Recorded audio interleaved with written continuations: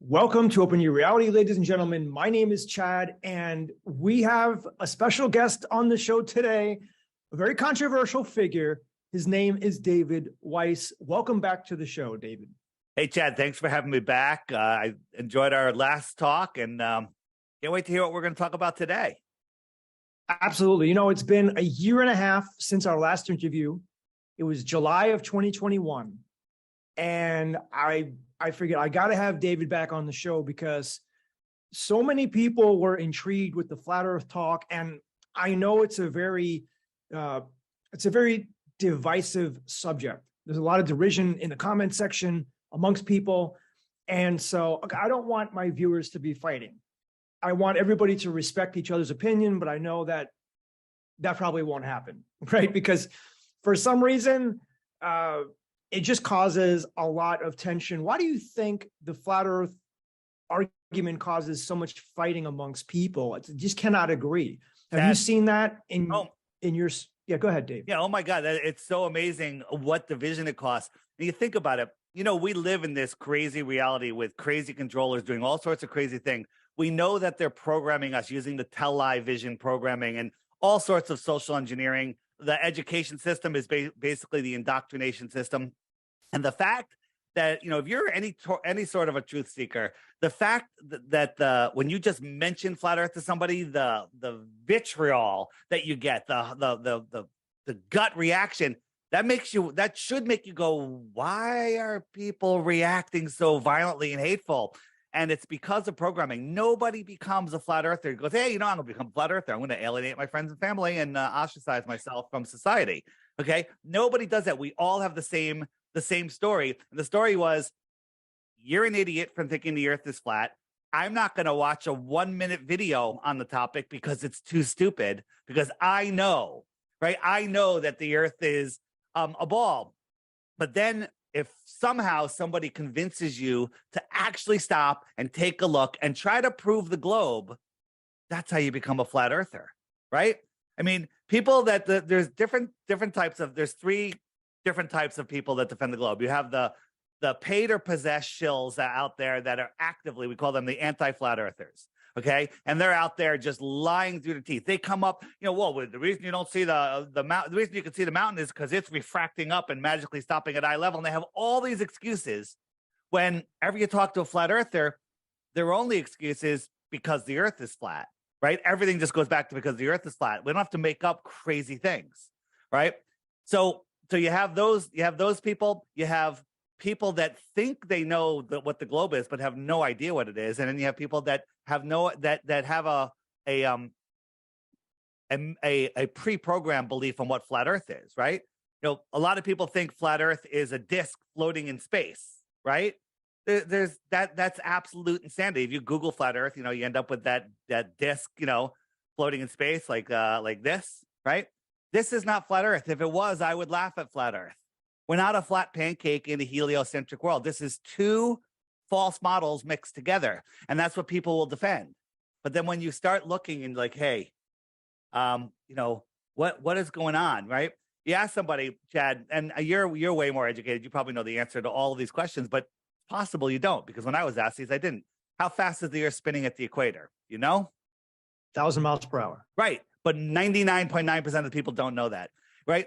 How fast is it orbiting the sun? 66,600 miles per hour. See, you've been digging into this, right? But nobody knows that. And how fast are we chasing the sun? About 500,000 miles an hour, give or take. Depends on who you talk to and what day of the week it is. Okay. But you know, somehow you go out and take a picture of the stars at night, and then the next year, 10 years, whatever, same night, same time, every star is in the same position. That alone should tell you the heliocentric lie is nonsense. So just back to your question, and I'll throw it back to you. Why do people react so violently? Because your entire life is built around this lie. Your whole worldview is built around this lie. All of your entertainment is built around the globe lie. We love Star Wars. We love Star Trek. I grew up on Star Trek, Star Wars, Battlestar Galactica, every movie. I love space movies. Well, I used to. I still love them now because I kind of decode them. But all of that, you have to give all of that up. And a lot of people just have too many emotions set around this thing. You know, everybody has, you know, everyone has a globe. Globes are amazing. They're so cool, right? But they're absolute Absolute insanity. They're so dumb. So only when somebody takes a breath and says, okay, let me prove the earth is a globe. Let me prove flat earth is stupid. And the best they can do is say, I don't understand how this works on a flat earth. Therefore, the earth is a globe. Well, that's like me saying, I don't understand how a catalytic converter works. So your car doesn't have one. Okay. You know, if you opened up if you gave me $100 and it's opened up the hood of a car and said, find the catalytic converter, I'm going to not get the $100 because I don't know where it is. I don't know what it does, but I know my car won't run without it. So that's just an example. All right, go ahead. Back to you. Sorry for the long tirade. No, that's cool. I think you're right about that. I just want to say for the people that are new to this channel, I'm not on the flat earth side. I'm not on the round earth side. I'm exploring my options, if that's okay. Okay. Listen, I have no problem. It's just the people that say the earth is a globe and flat earth is stupid. There's millions of proofs for the globe and zero for flat earth. The opposite is true. There's lots of things that work both on flat earth and globe earth. So that doesn't prove either. There's lots of things that only work on a flat earth. That kind of proves flat earth. And there's zero things that work on a globe. That should tell you something. So until you take the time and look, and Google hasn't made it easy, they've hidden everything. Until you know the resources and go verify yourself. I always tell people, do not believe anything I say. I'm just pointing to some doors that you didn't see because you've been brainwashed into not seeing them. Go examine yourself, right? That's what I did. I went and examined myself. And when I tried to disprove the globe, here I am talking to you, Flat Earth Dave. Well, whether you believe Flat Earth Dave or not, I have to tell you, my mother finds you to be one of the best guests on the show. She thinks you have a very entertaining way of talking. So she's going to be watching. I try to keep life funny because laughing saves lives. Laughing cures cancer. Laughing is what life is all about. So my girlfriend / wife calls me Second Answer Dave because when anybody asks me a question, the first answer is usually a joke to entertain myself or anyone that's willing to laugh. So I try to keep it funny because life is funny. It's hysterical when you look at what's going on out there. We live in clown world in the middle of a zombie apocalypse. It's an amazing time to be alive. It is. Chinese say, may you live in interesting times. We certainly do. I think these times are more interesting than any other times in all of history. Incidentally, my mother could care less whether the earth is flat or not. She doesn't care about anything I talk about on my channel, really. She just likes to see me, and she's not into that, she's not into any of this stuff. She thinks it's like just my shtick, I hope your mom sticks around because you know what? An intelligent person, when they're like defending the globe, well, what about sunsets? I show you how sunsets work. What about seasons? Show you that seasons prove flat earth. What about day and night? Show you how it perfectly works in a flat earth. What about the 24-hour sun? When I show you how that proves the earth is flat, then all of a sudden people, that are thinking, they throw their hands up and go, well, why the lie? Why does it matter? What difference does it make? I still have to go to work on Monday. Well, that's when you realize that maybe you don't have to go to work on Monday and that the why the lie is the most important part of this. This is the biggest lie. This is how they have enslaved humanity because our thoughts create our reality, right? Our thoughts create our world. And so they can limit your thoughts and put them in the heliocentric matrix, the globe. Then your ability to manifest your life, your true potential is severely limited, not like cut off. They don't want us living to our potential because then they won't be the leaders, the controllers of this world. Once you understand that, and why the lie is the most important thing, right? On my app, the Flat Earth, Sun, Moon, and Zodiac Clock app, hit the frequently asked questions button, hit the why the lie, watch those videos, and then you'll know. They're well put together. All the work has been done for you. Look at it and then go, oh, that's why the lie.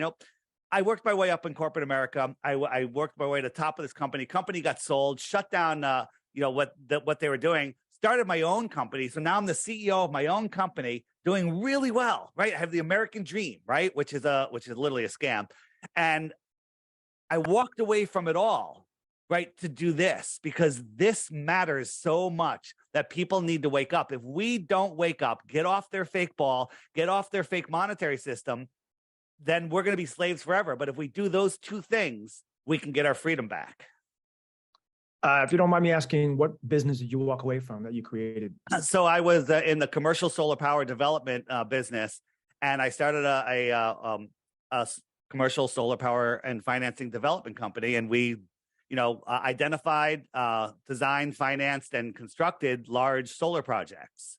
And it was going really well. The company's actually doing really well, but this was interfering with it, and my partner and I decided to split up, and I left the company, and here I am because this isn't about money. This is about freeing humanity. And I've never been more busy in my life now doing stuff like this. I am so busy day and night. I barely sleep. My developer is in India, so I'm always talking to him, and it's 13 hours difference. And I've never been happier. I mean, this is truly an amazing awakening that's going on. And the amount of letters I get, emails, messages saying, Dave, I thought you were an idiot. I thought this was stupid. Kept watching some of your videos. Oh my God, this has changed my life, and everything changes. So I have to go to work on Monday. Is today Monday? I don't even know. I think it is Monday. Okay. I don't even know. Monday. I'm in my studio, in my home, and life is awesome. I was going to say to you before, there are people that say, well, what difference does it make what the shape of the earth? It could be round, it could be flat, it could be a triangle, it could be toroidal. I still have to go to work on Monday. I still have to pay my bills. It doesn't change anything here in this reality. I'm still driving my car and walking. So we're whatever. It's just the reality doesn't change no matter what the shape of the earth is. So why?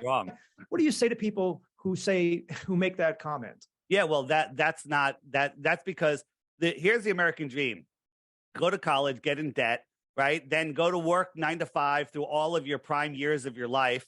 Go to sports on the weekends, drink, watch a movie, get more programs, and rinse and repeat until you're retire, where you maybe have 5 to 10 years left of poor health and dwindling funds, and then you die. Okay, that's basically the American dream. You have to, as George Carlin said, you have to be sleeping to achieve it, right? Because you have, it's absolutely ridiculous. The dream is to live your life to its fullest and see this amazing creation that we're in. Before, when I would go outside, I would just do my thing. Now I go outside, I appreciate everything I see, because nothing is as they told you. All of our history is a lie, everything. And one thing that flat earth researchers and have in common is we're never, ever, ever bored. There's just so much to learn, and it's mind-blowing every day. People's brains, they deteriorate over time because they're just stuck in their world of television and movies and drinking and work, and they're not actually exercising their brain and learning new things. I learn more every week than I learned in all of my my indoctrination, in the schools I went to. Okay, it's absolutely amazing that, and I always say, usually by 10 a.m. I have my mind blown every day with something new. 10 a.m. I mean, usually it's like 6 a.m. Okay. I'm like, wow, every single day. Could you imagine that? Right. I was talking to, no, it's actually Greg Reese from InfoWars was being interviewed by Eddie Bravo. And Greg was talking about when he woke up to flat earth. He said, I was kind of depressed because I'd realized I'd never have my mind blown this hard again. Right. Because this is the absolute biggest conspiracy. But the thing is, the things that go along with flat earth, like our true history, giants and our advanced civilizations here, and more land and more people and all sorts of stuff, it's equally as mind blowing. But it all ties back to the flat earth lie. Right. So here's how they control you. So getting back to your answer. So they can't control you because we are born into this divine world by the creator, and the creator gives us divine laws, the law of God. Below that is common law, the law of the land. These are to us by birthright, right? But then you have statute law, admiral maritime law, which is the law of the courts, right? Man's law. And the controllers of this world aren't allowed to take your divine law away or common law away, but they can get you to agree to operate in their man-made nonsensical system. So they can convince you that you're not in a divine world. Big bang, bam, and micro, lightning strikes and creates an amoeba that turns into a worm, that turns into a frog, into a human. Okay. If they can get you to believe a ridiculous, nonsensical story like that, they can get you down here to give up these rights that you have. the government, the controllers, the mind controllers of the world don't give you rights. They just pretend to have that authority. And if you believe the lie, okay, then they have power over you. The only power they have over you is in your imagination. So if they can convince you that you're not divine and they're not in the divine created world, then they've pretty much limited your ability to thrive. How's that? Okay. I could see you're definitely hyped up this morning, which is great.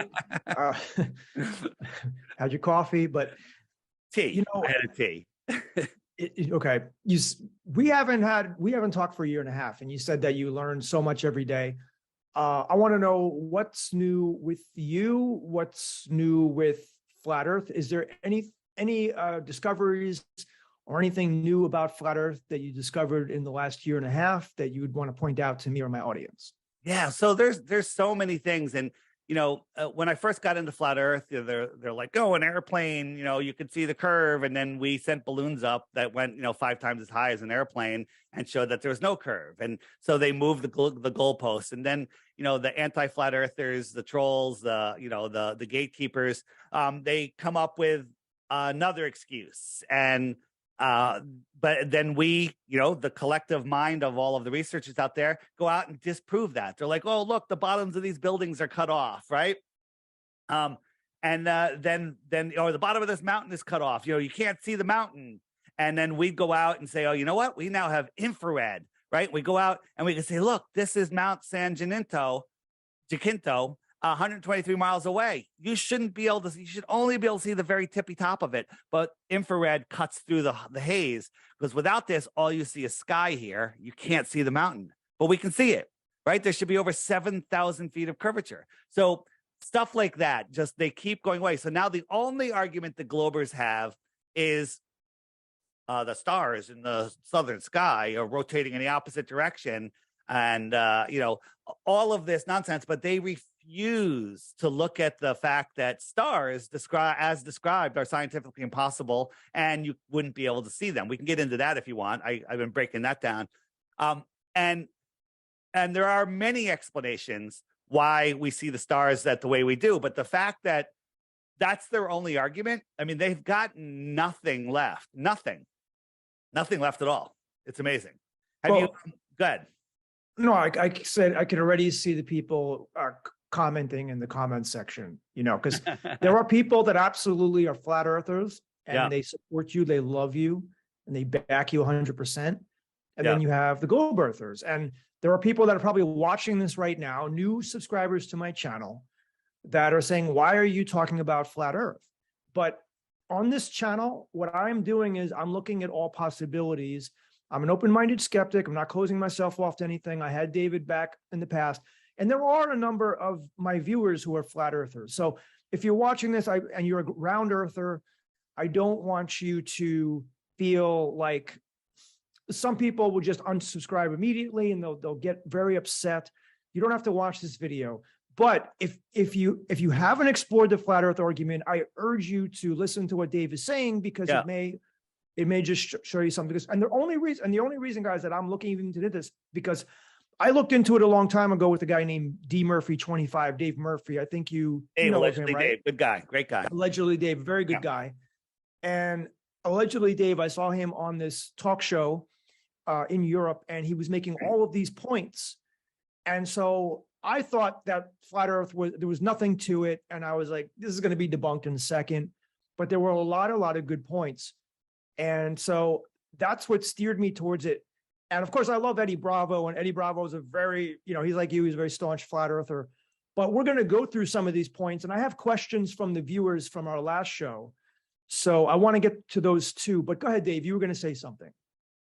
So for the people that are thinking of tuning out, if you haven't tuned out already, and I probably would have tuned out already. So I'm not going to hear what I'm going to tell you right now is, if you're so confident that the earth is a globe, it should be pretty easy to come up with a proof. So I have a challenge out there, right? This is my app, the Flat Earth Sun, Moon, and Zodiac Clock app. You can find it at flatearthdave.com. It's a $3 app, one-time charge, right? There is a subscription if you want to be able to communicate with other flat earthers. But if you don't want to do that, don't pay the subscription, right? Every day there's a daily video right here. And here's my challenge. Watch the daily video each day for 2 weeks, just 2 weeks, right? And at the end of that, if you can come up with one proof we live on a globe that's not answered in the frequently asked questions section, okay, send it to me and you win either 3 Bitcoins or an equivalent amount in physical silver, okay? An equivalent amount, it's like 3,000 ounces of silver, okay? For one globe proof. I am 100% staking all my reputation, everything that I will pay that if you can come up with a globe proof. I have zero fear that I will lose that because once you try, you're going to end up just like me going, holy crap, this is real. Okay. Now, do flat earthers have all the answers? Absolutely not. We do not. But and we have different, some people say, well, we live in this dome and that's it. Some people think it's an extended plane like myself and there's more land beyond, right? Some people think that different, that there's a dome, no dome.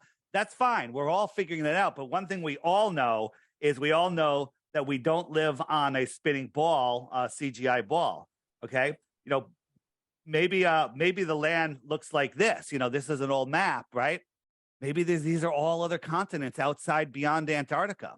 Here, you know what? I actually have one that Dave, for those people that are not familiar with the flat Earth, the very center of the circle in that picture, that would be the North Pole, right?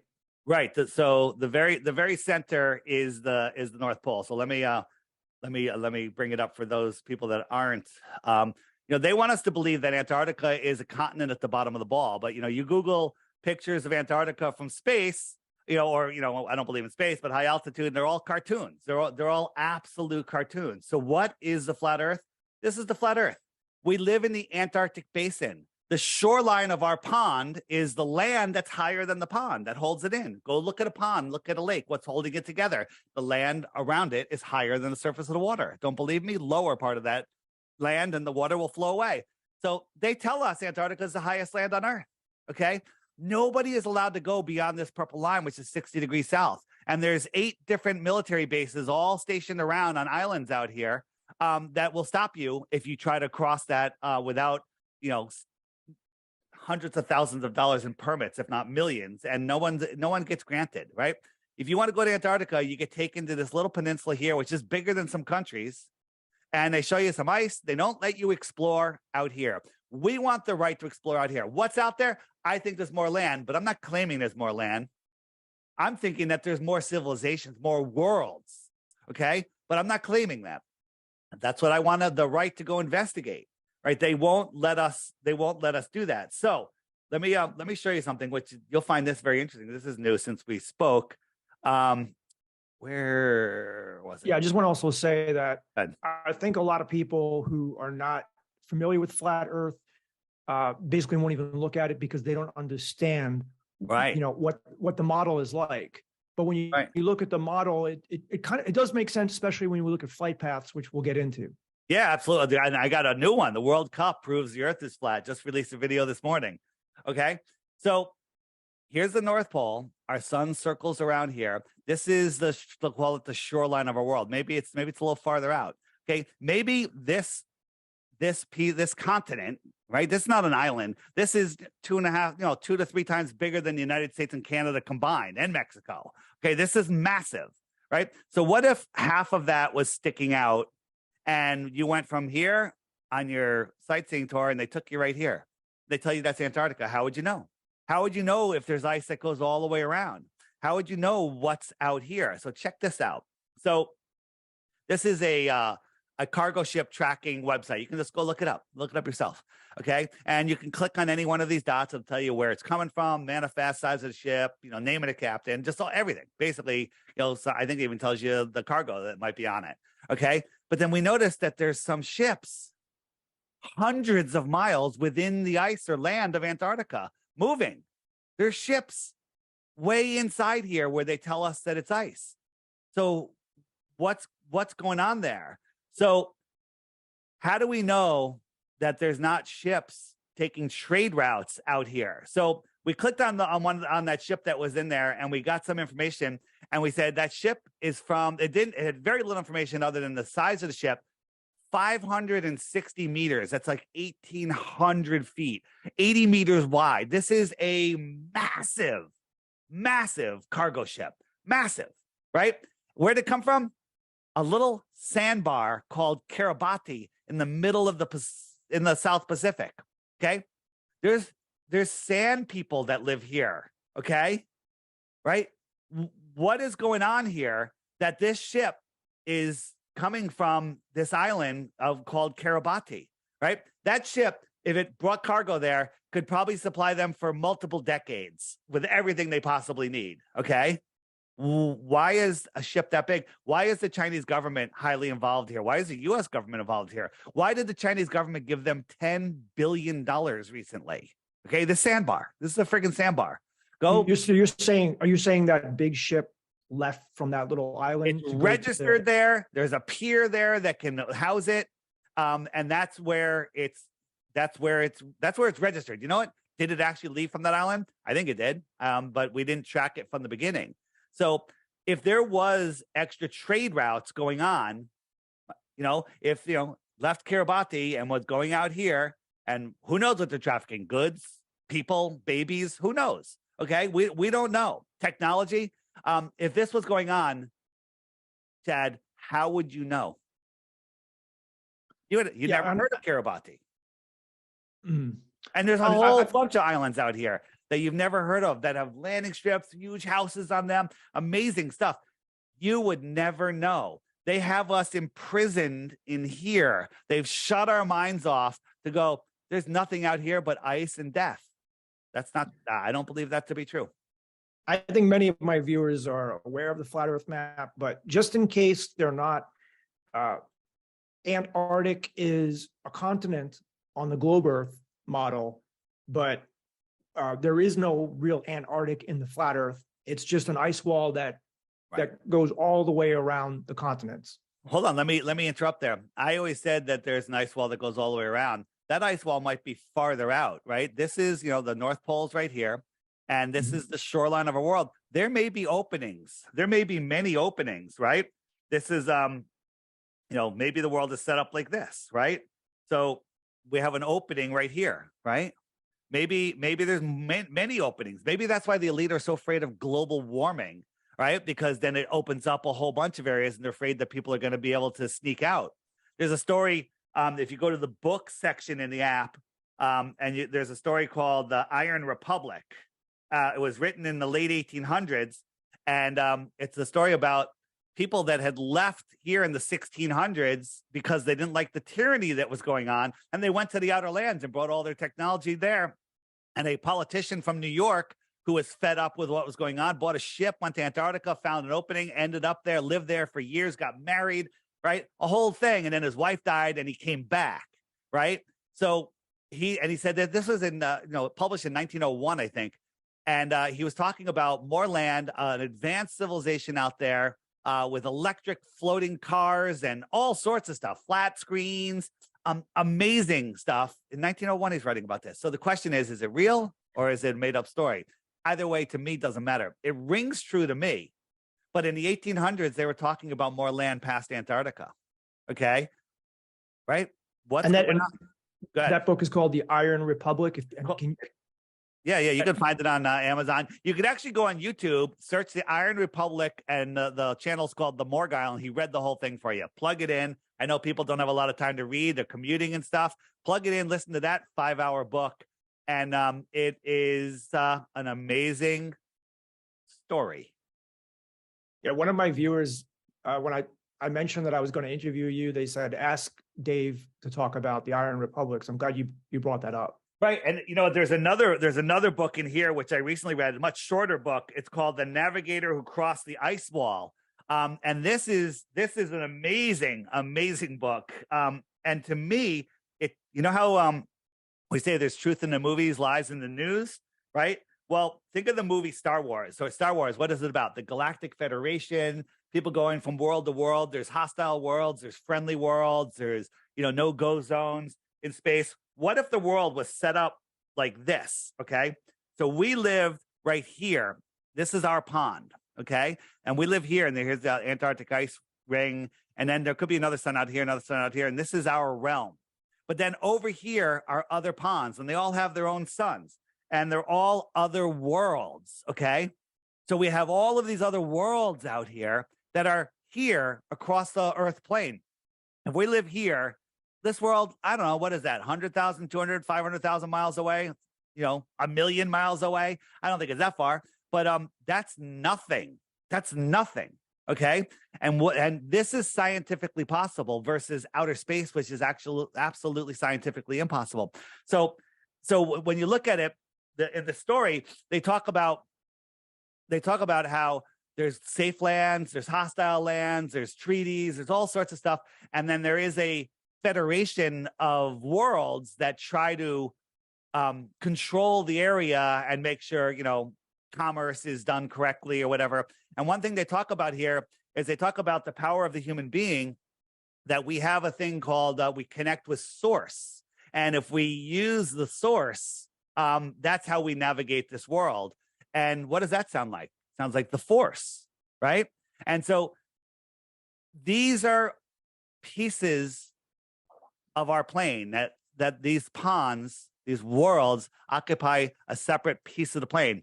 What do you call a piece of a plane, Chad? A piece of a plane. The planet. A planet is a piece of the plane. Okay, I didn't know that. A planet. It's a piece of the plane, right? A planet. Well, I don't know. Is that just a coincidence? Pretty cool. Pretty fun to think about. Okay. Here's the thing.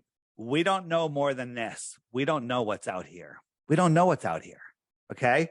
But it's sure fun to speculate. It's sure our God-given right that we should be able to go out and explore. But they don't want us doing that. They don't want us knowing any of that. It reminds me a little bit of Lord of the Rings, like how there's inner Earth, middle Earth, and outer Earth. Yeah. Right. Absolutely. People say, well, what about there's people living on Antarctica, people working there? What about the bases? Well, let's say this is our world, and this is the Amundsen Scott base. And if you look at it this way, let me see. It's this is what they want you to believe, is that it's right here, on this continent, close to the center. Okay. That's not the way the world is, right? What if the world was like this? Okay. Here we are. And then here is an opening to another pond, and an opening to another pond over here. Right. What if it was like that? No, we don't know. And then certain times, global warming, the suns get close together and they melt out an area. And now you have a trade route that you can go to this other world right here on flat Earth. Yeah, I mean, what Dave is saying is speculation, but absolutely speculation. If the flat Earth is a valid model, then it's good speculation. But I wanted to ask you, who's that explorer that circumnavigated the globe? Do you know what I'm talking about? The Sir Ralph Fanu, whatever. Circumnavigation is actually proves that the Earth is flat, right? So let me, for the viewers, people say, well, I've gone, east from New York and went all through Europe and China and California, and I was back to New York and I went east the whole time, right? This is how circumnavigation works. We have our magnetic north, and here's our boat, plane, whatever. I got a compass. The needle's pointing towards the north. I'm trying to push that compass, boat, plane west, and I have to keep turning to the right to maintain a heading of 270 degrees. So I think I'm going in a straight line because I'm following my compass, but I'm going in a circle. Now I'm going east. I have to constantly turn to the left to maintain east. Now, this is a massive circle, thousands and thousands of miles. If you're going 500 miles in a circle, you would think you're going straight. Now, watch this. If I try to dead reckon west, so I'm going to say, all right, west is that way, and I'm not going to turn. I'm not going to look at the compass. I'm heading south. As soon as you don't turn, you're heading south, which is away from the center. Okay. The billions of people have circumnavigated east and west. Okay. 0 people have navigated south. Okay. Except Sir Ralph Fanu or whatever, some royal guy who has been arrested or prosecuted or charged with faking expeditions, faking accidents on expeditions. He's the only guy that's gone across the South Pole. Absolute nonsense. I was thinking of Magellan. Magellan. You're going way back. So way back, yeah. Yeah. And again, anything past, 1900 could just be a story. I don't believe in any of these guys anymore. I don't think, like the story of Aristophanes, I don't know. I think he might have been a real person, but I think it's just a made up story. And Galileo, he got a tube and polished some glass and put some lenses in there, and he could see more details on Mars with his handmade polished glass telescope than we can see with our largest telescopes today. That's the story. Like the detail that he saw on Mars is more than the giant telescopes that the Vatican owns, can see. I'm sorry, I'm not buying it.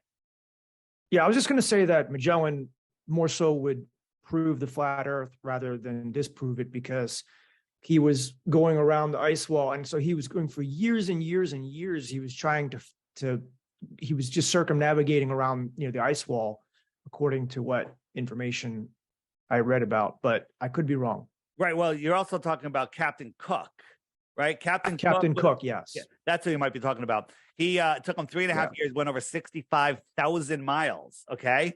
Right. 65,000 miles. And he, and it took him 3.5 years. Well, the equator is only 25,000 miles around, 24,901. And Antarctica is only, 10 to 13,000 miles around.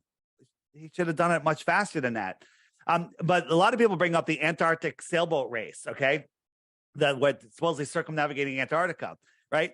On their website this year, because we exposed them last year saying, hey, they did it, these boats, these big, the most beautiful high-tech boats ever.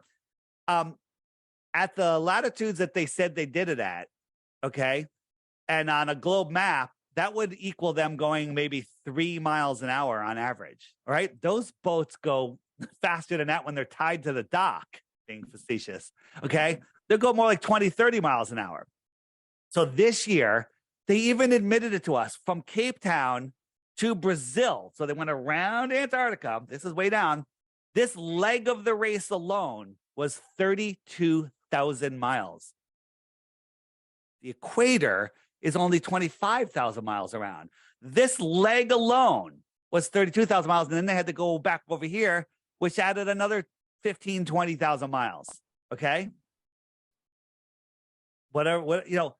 This leg alone proves they're lying. It's all a lie. How are they lying? Because the guys on the boats, they don't know where they are other than what GPS tells them. NASA runs GPS.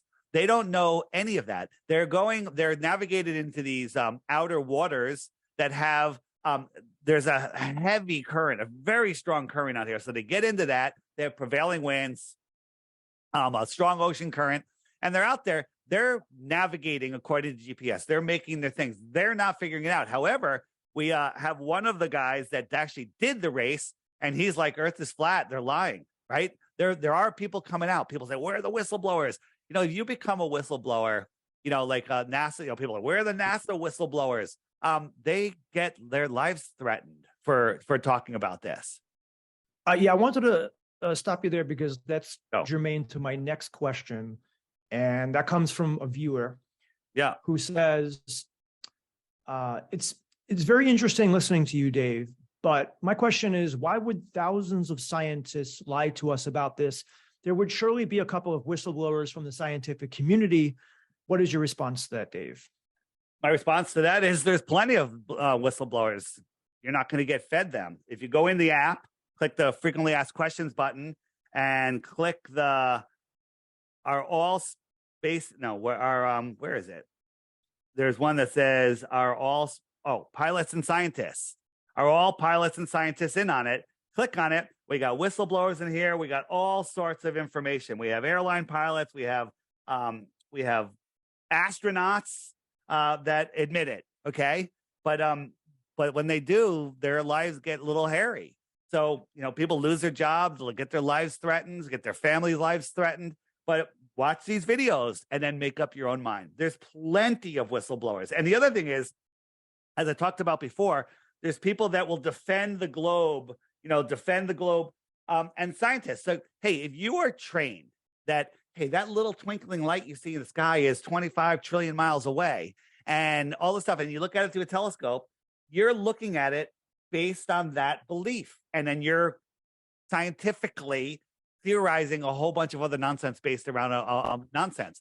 For example, they tell us that the sun is 93 million miles away. And the way they figured that out was when Venus, which happens to be close to the same size as Earth, transited the sun. They had people look at it from California and New York, and it started and stopped at different times for them. And they did some perfectly good calculus and figured out the distance to the sun, right? But the truth is, how the hell did they know Venus is the same size as Earth? Okay, I think Venus might be the size of a beach ball, good sized beach ball. Okay, so just again, there's scientists that are lost in their pseudoscience. So most of them are. And then the bigger ones, if they ever speak out, they lose all their funding. Yeah. Just to be fair, there are pilots who also see UFO, but just because pilots see UFO, unidentified flying craft, doesn't necessarily mean that we live in a globe Earth reality, because you're saying that aliens or UFO ships could be coming from another pond. So think about this. Let's break this down. It's going to take a couple minutes, but it's worth the time. We're going to do a little bit of math. Super easy. Everyone don't freak out. It's really easy, but you've been programmed to hate math, okay? Because basically math is accounting and geometry and calculus and algebra, okay? This is super easy. Science tells us that the closest star is 4.5 light years away. Break that out into miles. It's 25 trillion miles away. Okay, Chad, 25 trillion miles. How far is that? Chad, did I ask you last time how long is 1 trillion seconds? You have any idea? Many, many years. Want to take a guess? I'll guess 1,000 years. 31,000 years. Okay. So think about that. The reason I'm saying 1 trillion seconds is because I'm just showing you how big 1 trillion is. So 31,000 years. So if you were traveling towards the closest star, you and I get on a rocket ship, we're going to travel a mile per second. No one's ever gone that fast. Actually, the Earth is going, I think, 18 miles per second through space. So I guess we have gone that fast. That's ridiculous. Set that side note. So we're on a rocket ship going 1,000 mile per second for 1 trillion seconds. We've gone 1 trillion miles. It took us 31,000 years to get 1/25th of the way to the closest star. We got to do that 24 more times at that speed. All right, you know what? That's ridiculous. Mile per second. Let's go crazy speed. 100,000 miles per second. Okay? 100,000 miles per hour, not per second. 100,000 miles per hour. It's going to take us 28,000 years to get there. Okay? Now, you believe that your eye can see light at that distance, right? The inverse square law of light. Oh, here he goes with the math again. It's easy. When you're looking at a light, every time you double the distance to the light, it becomes 1/4 of the brightness and 1/4 of the size. Okay? So if the sun was twice as far away from us, it would have to be 4 times bigger and 4 times brighter for us to see it the same way that we see it. Okay? These numbers are exponential and absolute, show the insanity of this. So think about this. Our sun, they tell us our sun is right here. Here's our sun, this big, and the Earth is literally a speck of dust or a small BB next to it, right? Right? So if I move the sun, it was noon, you're in the tropics somewhere, and the sun is directly over your head, but I moved it a mile over your head. So you're on this little speck right there, and the sun is a mile over your head, which I can't even make the space small enough to make it scale. You'd look up, and the sun would fill the entire sky. You wouldn't be able to see anything else, right? Pretty easy. So then we move the sun 93 million miles away, and because of distance, it gets smaller and smaller and smaller to the point where it's about the size of a coin held at arm's length, just like we see the sun now. So if I doubled the distance of the sun, it would be 1/4 of that size and 1/4 of the brightness that we see it. If I doubled that distance, so now it's 4 times away, it'd be 1/16 of the size and 1/16 of the brightness. If I doubled that again, so it's 8 times farther away, it would be 1/64 of the size That's getting really small. And a 64th of the brightness. Well, this law of perspective and brightness applies to all the stars. So Polaris, they tell us, is 48 times bigger than the sun. Follow me, this is easy. And 48 times bigger than our sun. Okay, so all right, cool. So if I took Polaris and made it 48 times farther than the sun, it would look the same. So I had Polaris 93 million miles times 48. Boom, it would look just like our sun. Okay, awesome. Ignoring the brightness issue. Okay, well, I just remember we just took our sun and made it 8 times farther. It's a 64th of the brightness, a 64th of the size. I doubt you could even see it. And that's a light hour, right? The sun's 8 light minutes away, 8 times farther, 8 times 8, 64, 1 light hour away, right? Let's just be safe. Double it, 2 light hours away. If it was 2 light hours away, you couldn't see it. It's so small and so dim, you couldn't see it. So if I made Polaris 48 times farther times 2, so 100 times farther, okay? 100 light, it would be 100 light hours away. At 100 light hours, what's that, 4 days or something like that? 100 light hours away, you couldn't see it, and it would be too dim. 100 light hours. Okay, that's a couple days, right? You know how far they tell us Polaris is? Four. Go ahead. 4.5 years, light years away? No, 433 light years away. Really? So that you at a light year, at a light month, at a light week, you couldn't see it. Right? And so people just like, oh, I just believe it because light just travels forever. Light doesn't travel forever. It spreads out, right? If you hold a light next to your, in a room, it's going to light up stuff next to it. But then you go across the room, it's barely lighting that. That room, if it's a mile wide, you're not even going to be able to see the light at a point because it spreads out. The inverse square law, it spreads out. Good. Sorry. I was going to say that's a great point.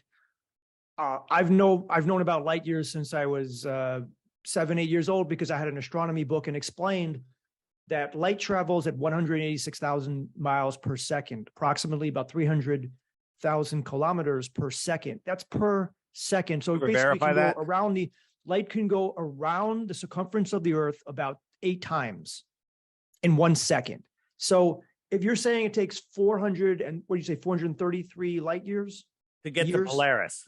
To get to Polaris, and you're saying that if the Polaris is 48 times larger than the sun, if it was 48 times further from the sun, it would look about the same distance as the sun looks to us now, right? Size. Yeah, it would look the same size. Okay, but that's only 4 days. Yeah, but it would have that's only 4 days, right? But it would have to be the brightness 48 times farther. So if we double, that's one. It's a double the distance is. I can't even do the math in my head. It's so crazy, right? It's 48 times farther. The brightness would have to be. It's so insane. The number is unimaginable. Can you? It would have to be like a million times brighter than it is. It's actually more. It's actually more than that. Can you imagine the sun twice as bright? I say you can't, because no one's ever seen anything that bright, right? So for those people who didn't follow the whole thing, basically what Dave is saying is that Polaris is the closest star. No, different star. I jumped from one star, the closest star. The closest star is 25 trillion miles away, 4.5 light years. Polaris is 433 light years away, but they both kind of look the same. Yeah, Polaris is 433 light years away. And what Dave is saying is that based on what astronomy, science, NASA is telling us, is that the reason that we see that star is because it's 48 times brighter than the sun. But if you really do the math on it and you look at it logically, we would never even see it. It's impossible to see the light. It is so far away that even if it was like a fraction of the distance here, we still wouldn't see it. And that's what you're saying, Dave. It's so ridiculous when you start looking at it. If 433 light years, if it was a light week away, it's way too small to see. Okay. Yeah. So, and people, here's the thing, people's minds short circuit. They're like, well, that's too much for me to deal with. A guy in a bow tie with a white lab coat on told me, therefore I have to believe it because the lie's too big. We can't have all the scientists, everyone's in on it. No, everyone's not in on it. Everyone's indoctrinated. Who becomes the scientists? Who becomes the teachers? The ones that memorize and regurgitate the nonsense themselves. Now they have this bias on what they're looking at, okay? They have their bias at what they're looking at. They think everything is a sphere, right? So basically everything is based on that. For example, here is hold on a second. But I was going to say that's a good one you brought up there, Dave, because I haven't heard other flat earthers talk about that. So let me ask you a question. Is this the sun or a moon? How big is it? How far is it? And is it spherical? Yeah, to me, it looks like the sun, but it could also be the moon. So you can't really tell. Because I programmed you. I gave you a false binary on what it is. Let me just move it forward and you'll see that it's actually a train and the light isn't even spherical, because as it gets closer, our eye can start to resolve the size and it's not a sphere at all. Okay. So when you're looking into the sky at these luminaries, you don't know what the hell they are. Okay. Right. So I hope that didn't upset you that I tricked you, but this is no. This is how people see the stars. But when you look at stars in the sky and you actually zoom in with today's consumer optics, which have outgrown their lies, this is what you see. NASA doesn't show you that, right? NASA doesn't show you that, right? This is the star Sirius. Does that look like what they tell us it is? Right? But my question would be, how come when people look at telescopes and they see, let's say, Jupiter or Saturn, they can see some detail? You can see Jupiter looks more like a planet than like this. Yeah. So when you look at Jupiter, you see, there are those lines. There is that spot. They tell us it's a storm that's, bigger than the Earth or 100 times bigger, right? If I showed you this, what planet would you say this is? Jupiter. Right. But if you zoom in on it, you can see that it's just a meadow of ducks and grass. Okay. In a circle. So if you're programmed into say, oh, I see that sphere up there. Let's pretend Jupiter is a sphere. Okay. Does that mean that the Earth is a sphere? When it's just, we don't know what it is. Look at the lights in your ceiling and then describe the shape of your floor. Okay. Right. When NASA shows us Jupiter, they're half the time they're showing us this model that they made. Okay. Literally, they made a model and they use it in their movies. They use it in their images. And this is what you're seeing. Okay. Right. When you look at pictures from NASA, we don't get pictures like this. This is a painting, right? Based on, hey, there are some lines on Jupiter, 2014, 2016. In 2016, they said, oh, we saw the northern lights, which means Jupiter has a magnetic core, just like the Earth. Okay. This is the same exact thing. Look at all of the clouds that are moving. They're all exactly the same. This one's just a little darker. Check this out. Let me ask you a question. We can talk about gravity if you want, but what defies gravity, right? Helium, hydrogen, balloon goes up. It's kind of defying gravity. We can talk about that in a minute if you want. Okay.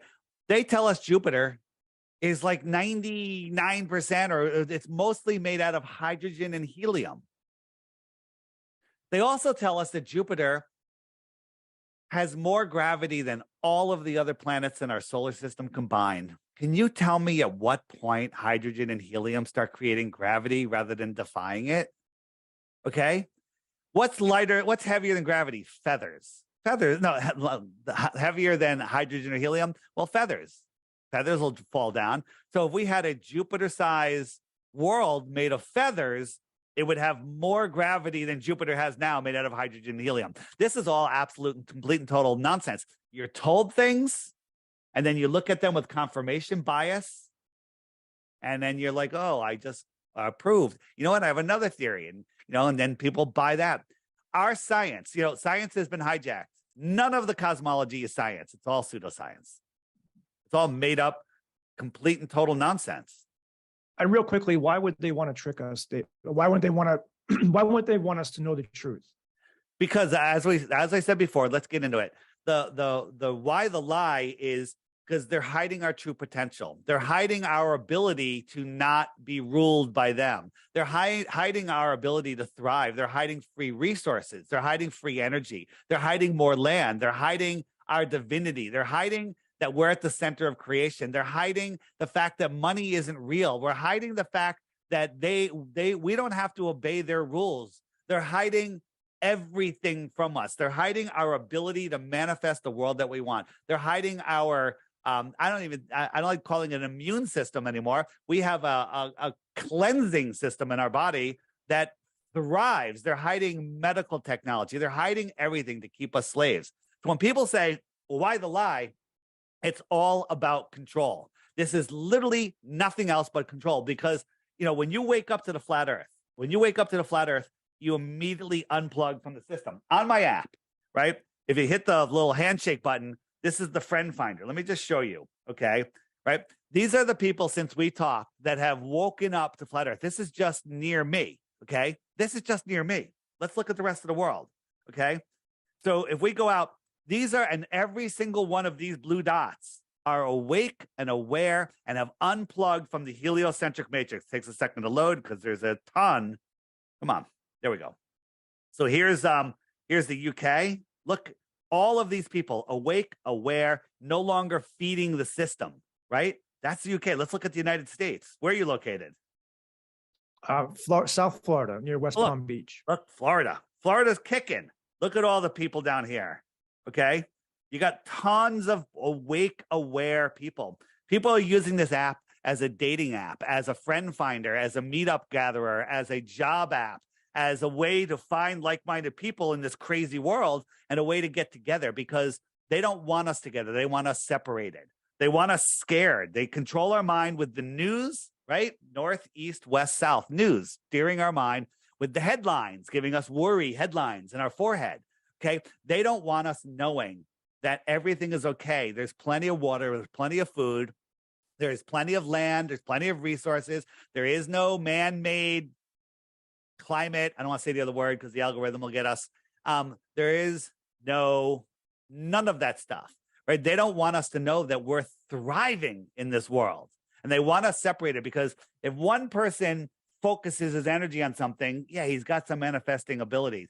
But if a whole bunch of people, or even just two people together, it's 10 times, 100 times more powerful, right? The Maharaji effect, I think it's called, where a whole bunch of people meditate together and it changes the world. They don't want us to know the truth of our world. Here, I'm going to shout out an Instagram channel, and just everyone follow it. He doesn't even really touch on flat earth. It's called I Am the Impossible Dreamer. All one word. I Am the Impossible Dreamer. All short stuff. Just go through 10, 20, 50, 100 of his videos and talk about having your mind blown. It's like everything. It's all mostly about our history, about giants, about buildings, about all sorts of other stuff, but mind-blowing stuff. Mind-blowing. I Am the Impossible Dreamer. Buy that guy a coffee, please. I Am the Impossible Dreamer. Okay. Yep. I'm going to write that down. Do you have a slide there showing how when a boat goes over the horizon that you could pull it back using a telescope or a camera? I do. Where is it? We can see. Because this is one that a lot of globe earthers say, and actually I broke up a friendship over this, saying that with a very smart person, actually. And I said, did you know that I told them that if you take a telescope, that when you see a boat going over the horizon, you could actually pull it back into view. And my friend got upset and said, not always, but most of the time you can. Where I have it in two different spots. Hold on. All right. So. And I have a question after you show it. I have a question about it from a viewer. Right. I got this one. So here's a boat coming in. Whoops, not the one I wanted. That is the one I wanted. All right. So, and when we zoom out, the mountain, the boats, it all just disappears. And the average person would think, well, they're just too far away. You can't see them. This is just how things merge into the horizon. So all of a sudden, here are the boats. Okay. Let me show you another one. Well, but they say it goes over the horizon. It goes over the Well, curvature of the earth, the horizon, right? so they, It's not so just, they, yeah. So they say it. So here we have, whoops, where is it? There we go. So here we got, there's nothing out here. So as we're zooming in, we're increasing the angular size. And as we do, oh, look, there's a boat, right? So I'll zoom in and then we'll pretend that this boat is going away. And as that boat goes away, it gets smaller and smaller and you can't resolve it. Now, these little waves in the foreground are going to hide the boat, okay? And it just goes and goes and goes. And the people think it went over the horizon because they were trained that way in a video they watched in school with a three-mast sailboat. But it's really still there. But our consumer optics have outgrown their lies. Zoom in and it comes back.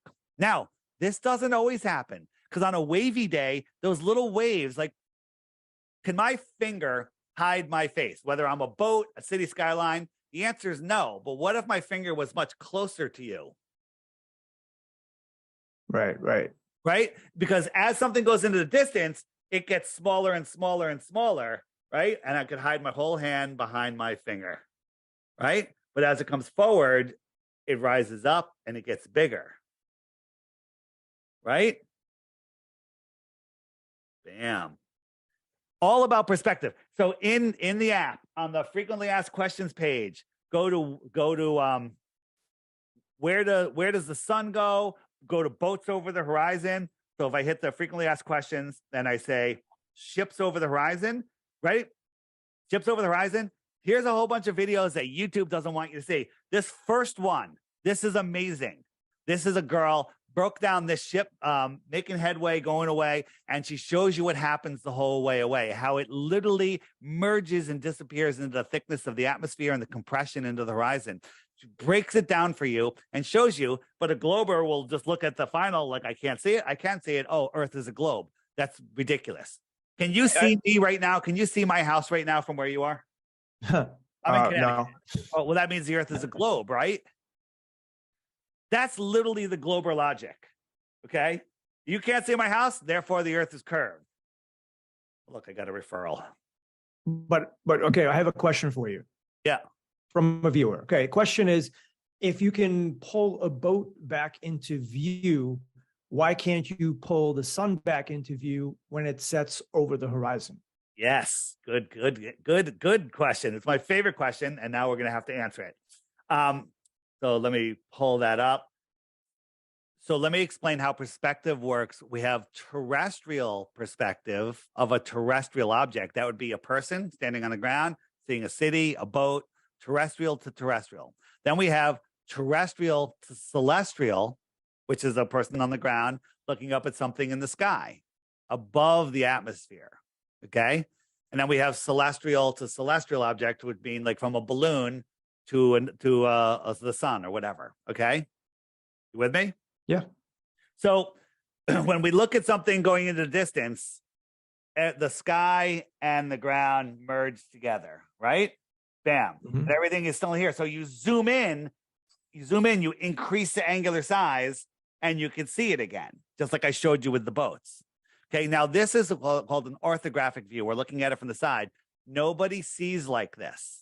Nobody sees like this. Whenever you're looking and everything merges together. You never see the side of your face, except in a picture, of course, right? But every perspective, the way we see, nobody sees like this, but I'm using this for demonstration, okay? So got an observer, got a boat, we got a city, okay?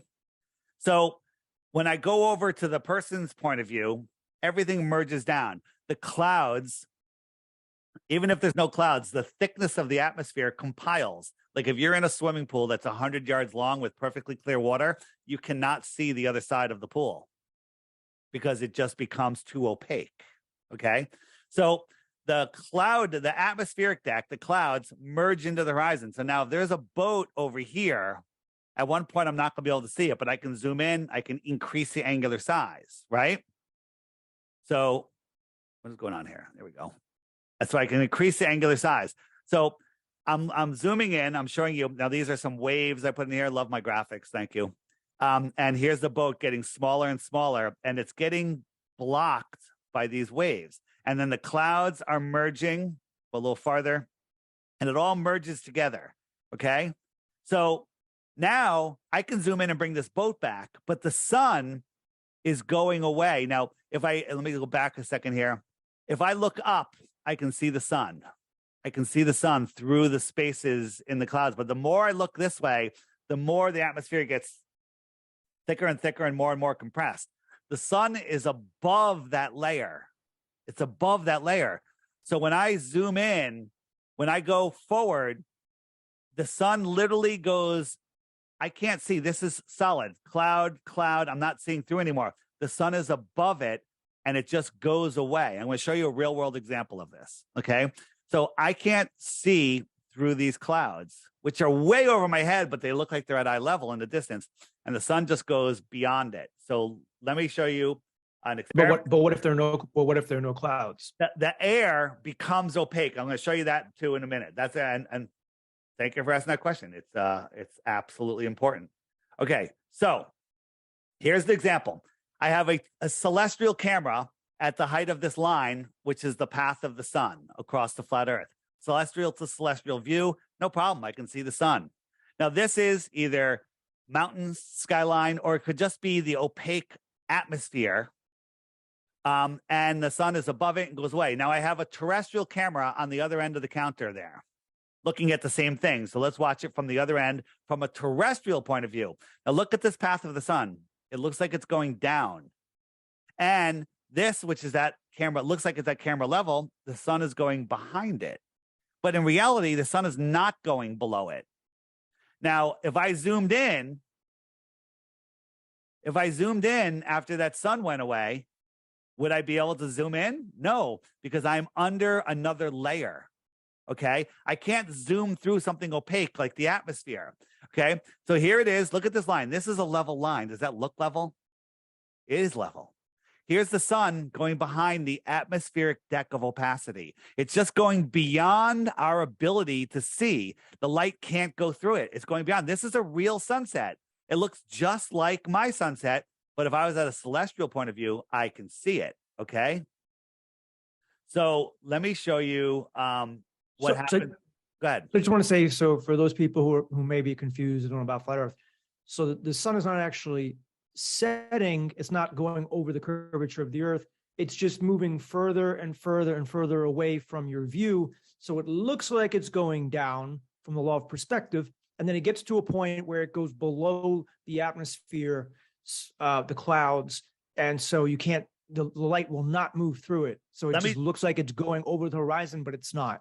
It's not. And in the distance, the atmosphere just becomes opaque. People don't understand that, but I'm going to show you that in a second. Imagine this. You got an airplane flying over your head, but let's turn that airplane into a sphere. So now it's a sphere, but then just imagine how an airplane flies. And across the street is a tall building, I don't know, 20 stories tall. Okay. So it's felt pretty high. And that airplane's coming from behind you and it flies over that building. What are you going to see? Right? You got the high building and the airplane goes by it and it just disappears behind the building. Now you can zoom in on that building and you'll never bring that airplane back because it's solid. Okay. So now let's move that building 5 miles away. Guess what? The top of that building is now at your eye level. It looks like it's at your eye level. And that airplane, that ball, as it goes by it, is going to do the same thing. It's going to disappear behind it. Okay. You know what? Before I show you the celestial to celestial, let me show you this because this will help you. So,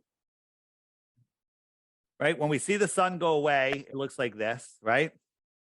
And we compare that to a bunch of street lights. It's kind of the same thing, going away, going down, merging with the horizon. So here is we have these street lights. So let me just show you this. All right. So here's a viewer looking up at a cloud, right? It can look up and it can see between the clouds, right? So this cloud deck goes into the distance and as it's going farther, now these clouds aren't lower, they're just merging with the horizon. So at 20, 30 miles away, they literally merge with the horizon. So imagine I had a string and I drew it from this person's eyes to that cloud, and the person can see the string. They would see a string going out level across the water, right? Because the cloud in the distance is level, right? So I see the string level from my point of view. I have a level string across the water going all the way, hitting that cloud. What if you were standing underneath that cloud and you could see the string? Would you see a level string going back to me? No, you wouldn't, because if you're underneath that cloud, you're going to see the cloud up high and me at your eye level, because even though I am at your eye level, I stay at your eye level. So you're going to see a string sloping down from 5,000 or 10,000 feet to my eye, right? But I see it as level. This is how our eyes work. So what happens if we extend this line? So this is a side view, which no one ever gets to see, right? This is at the horizon from my view. And so as the sun goes away, again, this is an orthographic elevated view. No one ever gets to see it. As the sun goes away, I can't see below this cloud because that cloud has blocked everything. So I see the sun. This is what's going on as far as my view, but I see it down. So let me jump forward. I see the sun go like this because it all looks like it's at the horizon, but it's really up in the sky. Again, watch these videos a couple times on my app, on the frequently asked questions page. Where does the sun go? Okay. And then watch the videos there. This full video is there with explanation. I highly recommend it. So now let's look at a celestial view. So I just pause this for a second. Super clear day. It was literally freezing outside, no humidity in the air, like the bluest, clearest day ever. I'm in Connecticut, so I'm looking west at sunset.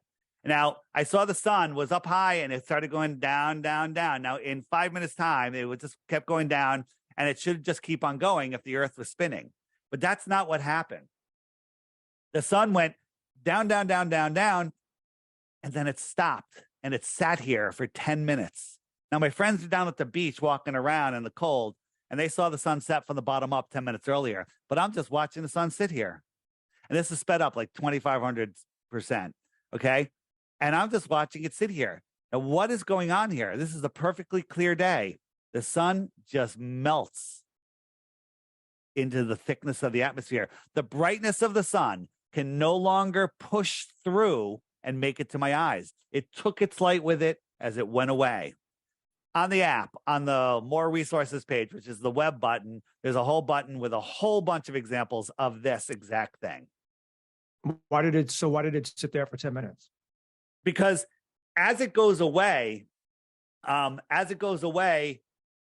it just, as it moves across what I call our personal atmospheric dome, it'll move about 15 degrees per hour. But when it gets close to the horizon, it stops, and then it just goes away. And that's how it works. I have a video that might be able to show you if I can pull it up. There it is. Pad. So let me see what this one is. Oops, what happened to me? Here I am. So this is actually a video I just released yesterday. And basically, this dome is your dome of vision. And this little sun that we see come up here is the actual sun that we see. This is the real sun. And it's how it moves away. So it never goes below. Here, let me show you a better example of why the sun never goes below. Where is it? Here it is. So is it also the same thing for the moon?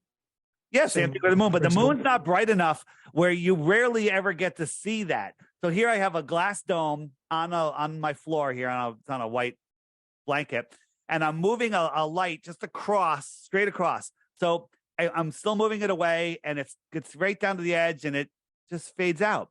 So now I'm going to bring it back. It's going to come back from this side. It's going to come right across the room. All of a sudden, it appears on the horizon. It rises through the day. I'm just moving that light across, right? And then it goes down, and it gets to the point where normally you would see it disappear from the bottom up because of, the stuff in the distance. But from on a certain conditions, clear day, no humidity, you can just see it go away. All right. You can see it where it just stops. It wouldn't go below. And again, that leads to a flat earth. If the sun is a fixed measurement, why is it that sometimes when we see it on the horizon, which is the furthest point away from view, that it looks bigger than when it's just overhead? Yeah, absolutely. So here's one thing. Again, the optics of the sky are truly amazing. The next time you see a giant moonrise, right? Huge moon, right? Turn around, face your back to the moon, bend over and look at the moon upside down through your legs, and it will be tiny. It's just the way our brain works, and that short circuits your brain. Go out when it's there, hold your thumb out or your finger and say, okay, my thumbnail hides the moon perfectly at arm's length. Then go out a couple hours later when it's up in the sky, the moon will be much smaller. Hold your arm out, same length. It's the same size. It's all how our brain interprets it. Okay. So you're saying it's an illusion. It's a moon's not actually bigger. It's an illusion. Well, but hold on. I'm saying it's most of it's an illusion, but there are parts of it that are not. So let me show you. Where am I? I'm in sunsets. Okay, so this is one that was taken by a soldier. Whoops, not that. Rid of that. This was taken by a soldier in Afghanistan. Super dry, super clear, not much in the distance, and the sun is just going away. It was moving all through the sky, and as it got towards the horizon, it kind of just sat there, and now it's just going away, getting smaller, taking its light with it. And there it goes. It's a goner, right? The fool on the hill sees the sun going down, but the eyes in his head see the world spinning around because he's been programmed by the Rockefellers in the indoctrination system they call schooling, right? They're turning us all into fish, into a school of fish, and we just follow whatever they say, right? This sun is clearly just going away. I think this is in Bolivia, right? Amazing. And that's not Bolivia. Got another one from Bulgaria, but the sun is just going away. There's certain parts of the world, certain times of the year, certain atmospheric conditions that will allow you to see. Okay, the sun went away, and it's just going away. It's perspective. Okay, if you stand under a street light, that's your summer sun, your 12 noon summer sun. The one down the road is sunset. Or or you can count it as seasons because it's the same thing. It's just going away, right? Here's one over Bulgaria, right? Is that sun going down? Are you here? Question: A or B?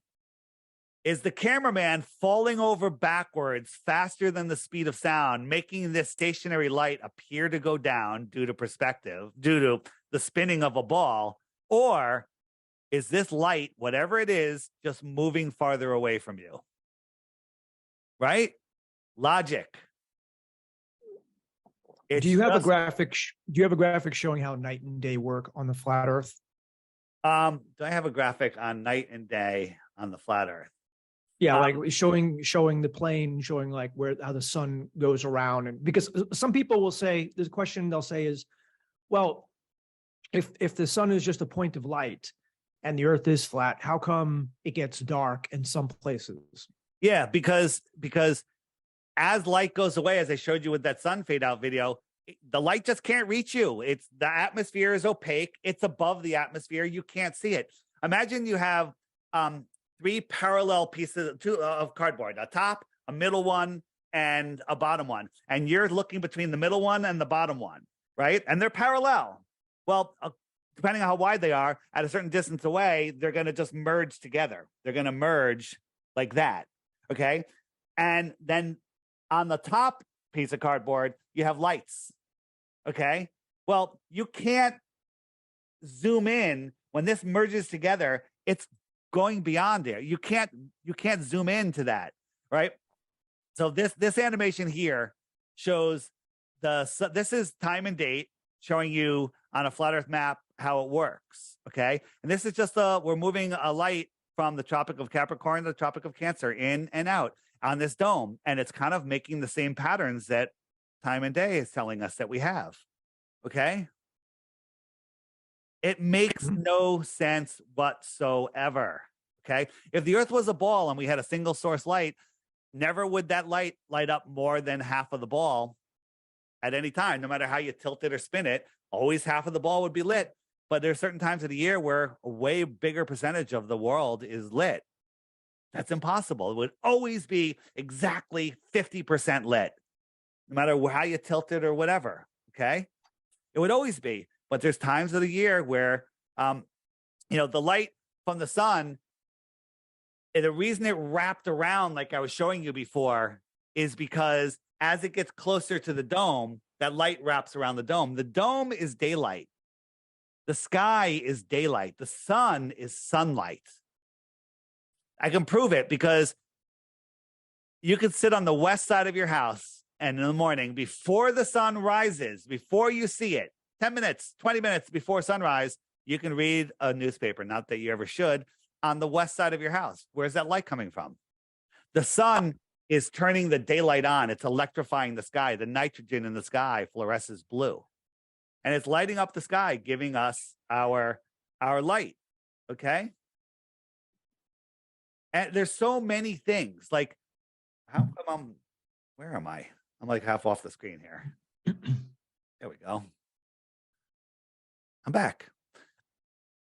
We see these sundogs, right? Here, got a lighter inside of this dome. Kind of mimics exactly what we're seeing. Kind of makes me believe there's a dome. I wanted to ask you, I asked you this last time, but how big is the sun? Do we know, or is it still just anybody's guess? There's a lot of flat earthers have made the claim because the math works to make it 3,000 miles away, and I forget the 30 miles wide or whatever. But you can also make it 1,500 miles away and 15 miles wide, and you can also make it 5 miles away and 5,000 miles away. Size and scaling, you can make it any distance you want. You just scale it right. Personally, I think the sun that we see isn't the real sun. Okay. So what do you mean the sun that we see isn't a real sun? Let me show you that, and then I'll tell you what I think about how far it is. All right. So this is what I call my sky sheet. So I got a sheet dividing my room in half, and I'll call that the opaque sky. On the other side of the sheet, I got a flashlight like 10 feet away.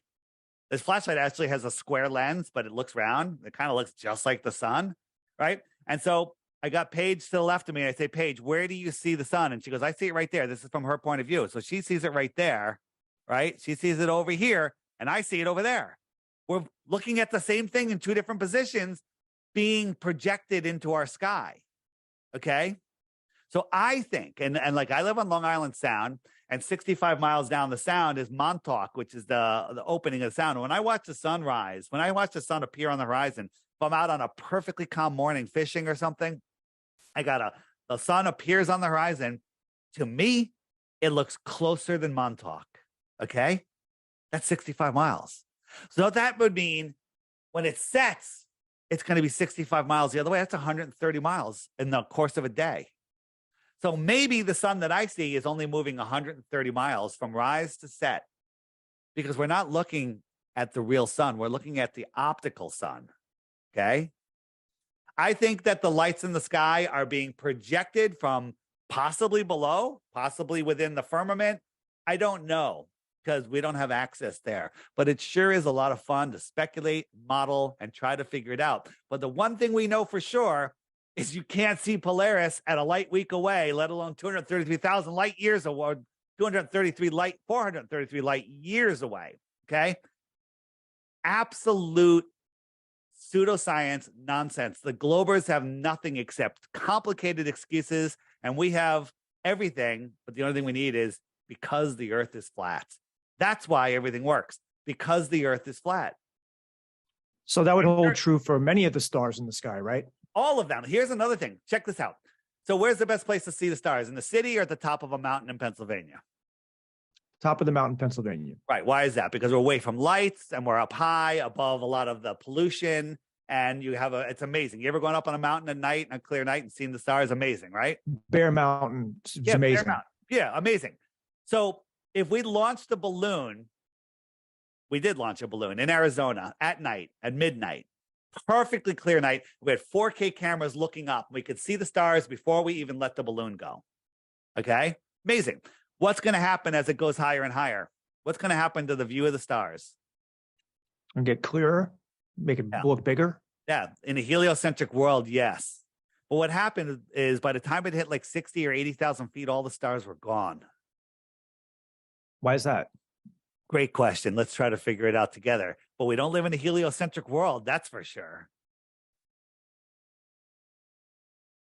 Well, Dave, I have to say, you're making a really good case today with everything. Here's the thing. If you think I'm crazy, please come take my Bitcoins. Put me out of this. I'll gladly go and start another company and do my own thing, okay? If flat earth isn't true, right? If what I'm saying is not nonsense, which it's not, okay? But people, you just want to, I can't change your mind. Well, guess what? My mind was changed. I grew up just like you. I thought the earth was a globe. I thought that we were random acts of nonsense and mutations. I thought that, there was no God. I thought that I was powerless. I thought that I had to obey the government. I thought a lot of crazy, stupid stuff. Okay. But now I see it completely different. Okay.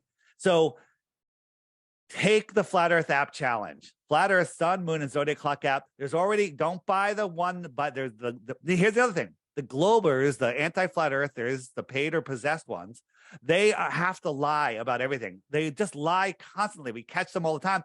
They created an app with the same name that leads you to their content. Okay. And when you go on Google Play, sometimes it shows up first. It's a horrible app. I encourage you, go get it and then leave them the proper review. Okay.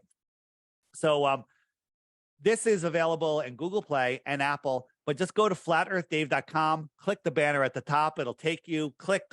You got it. It's $3 one-time charge. If you want to subscribe, and I hope that you do, $11 a year. Basically, you bought me a margarita and you forgot to tip the bartender. Okay. All right. That's it. $11 a year. And here's another thing. You just saw somebody just join.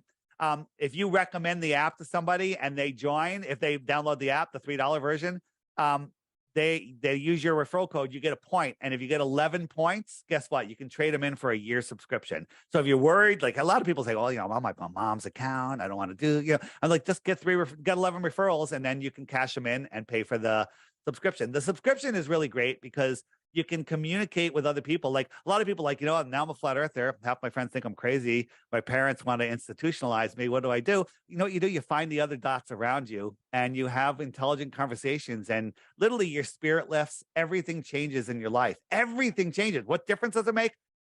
All the difference in the world. I mean, you couldn't pay me to go back into the matrix. It is insanity. All right. So flatearthdave.com. And if you don't want to get the app, fine. Go to flatearthdave.com. Scroll down to the crash course, click it, and there's a series of videos. I challenge you. You won't get through 5 of them before you reject the globe. Military whistleblowers, all sorts of stuff, everything. It's all there. We've done the work for you. We've put it together. Don't just believe a video. Use your God-given common sense. Go out there and verify this stuff yourself. But we put it all together for you, right? There's lies on YouTube. There's lies everywhere. There's also truth everywhere. You have to use your God-given discernment and look at it and figure it out yourself. This is your journey, not mine. I'm just trying to point you in the right direction and let you make up your own mind. Don't believe a single word that I say. Go out and verify it. Here's the other thing. You're going to notice in your comments, there's I can't remember their names because I really don't care. But I have a group of trolls that will show up before your listeners, will show up before I even find you when you posted this, and they will just say, Dave's a grifter, he's scamming you. I'm scamming you out of $3, everybody. Yeah, I gave up my whole life, my American dream, to scam you out of $3.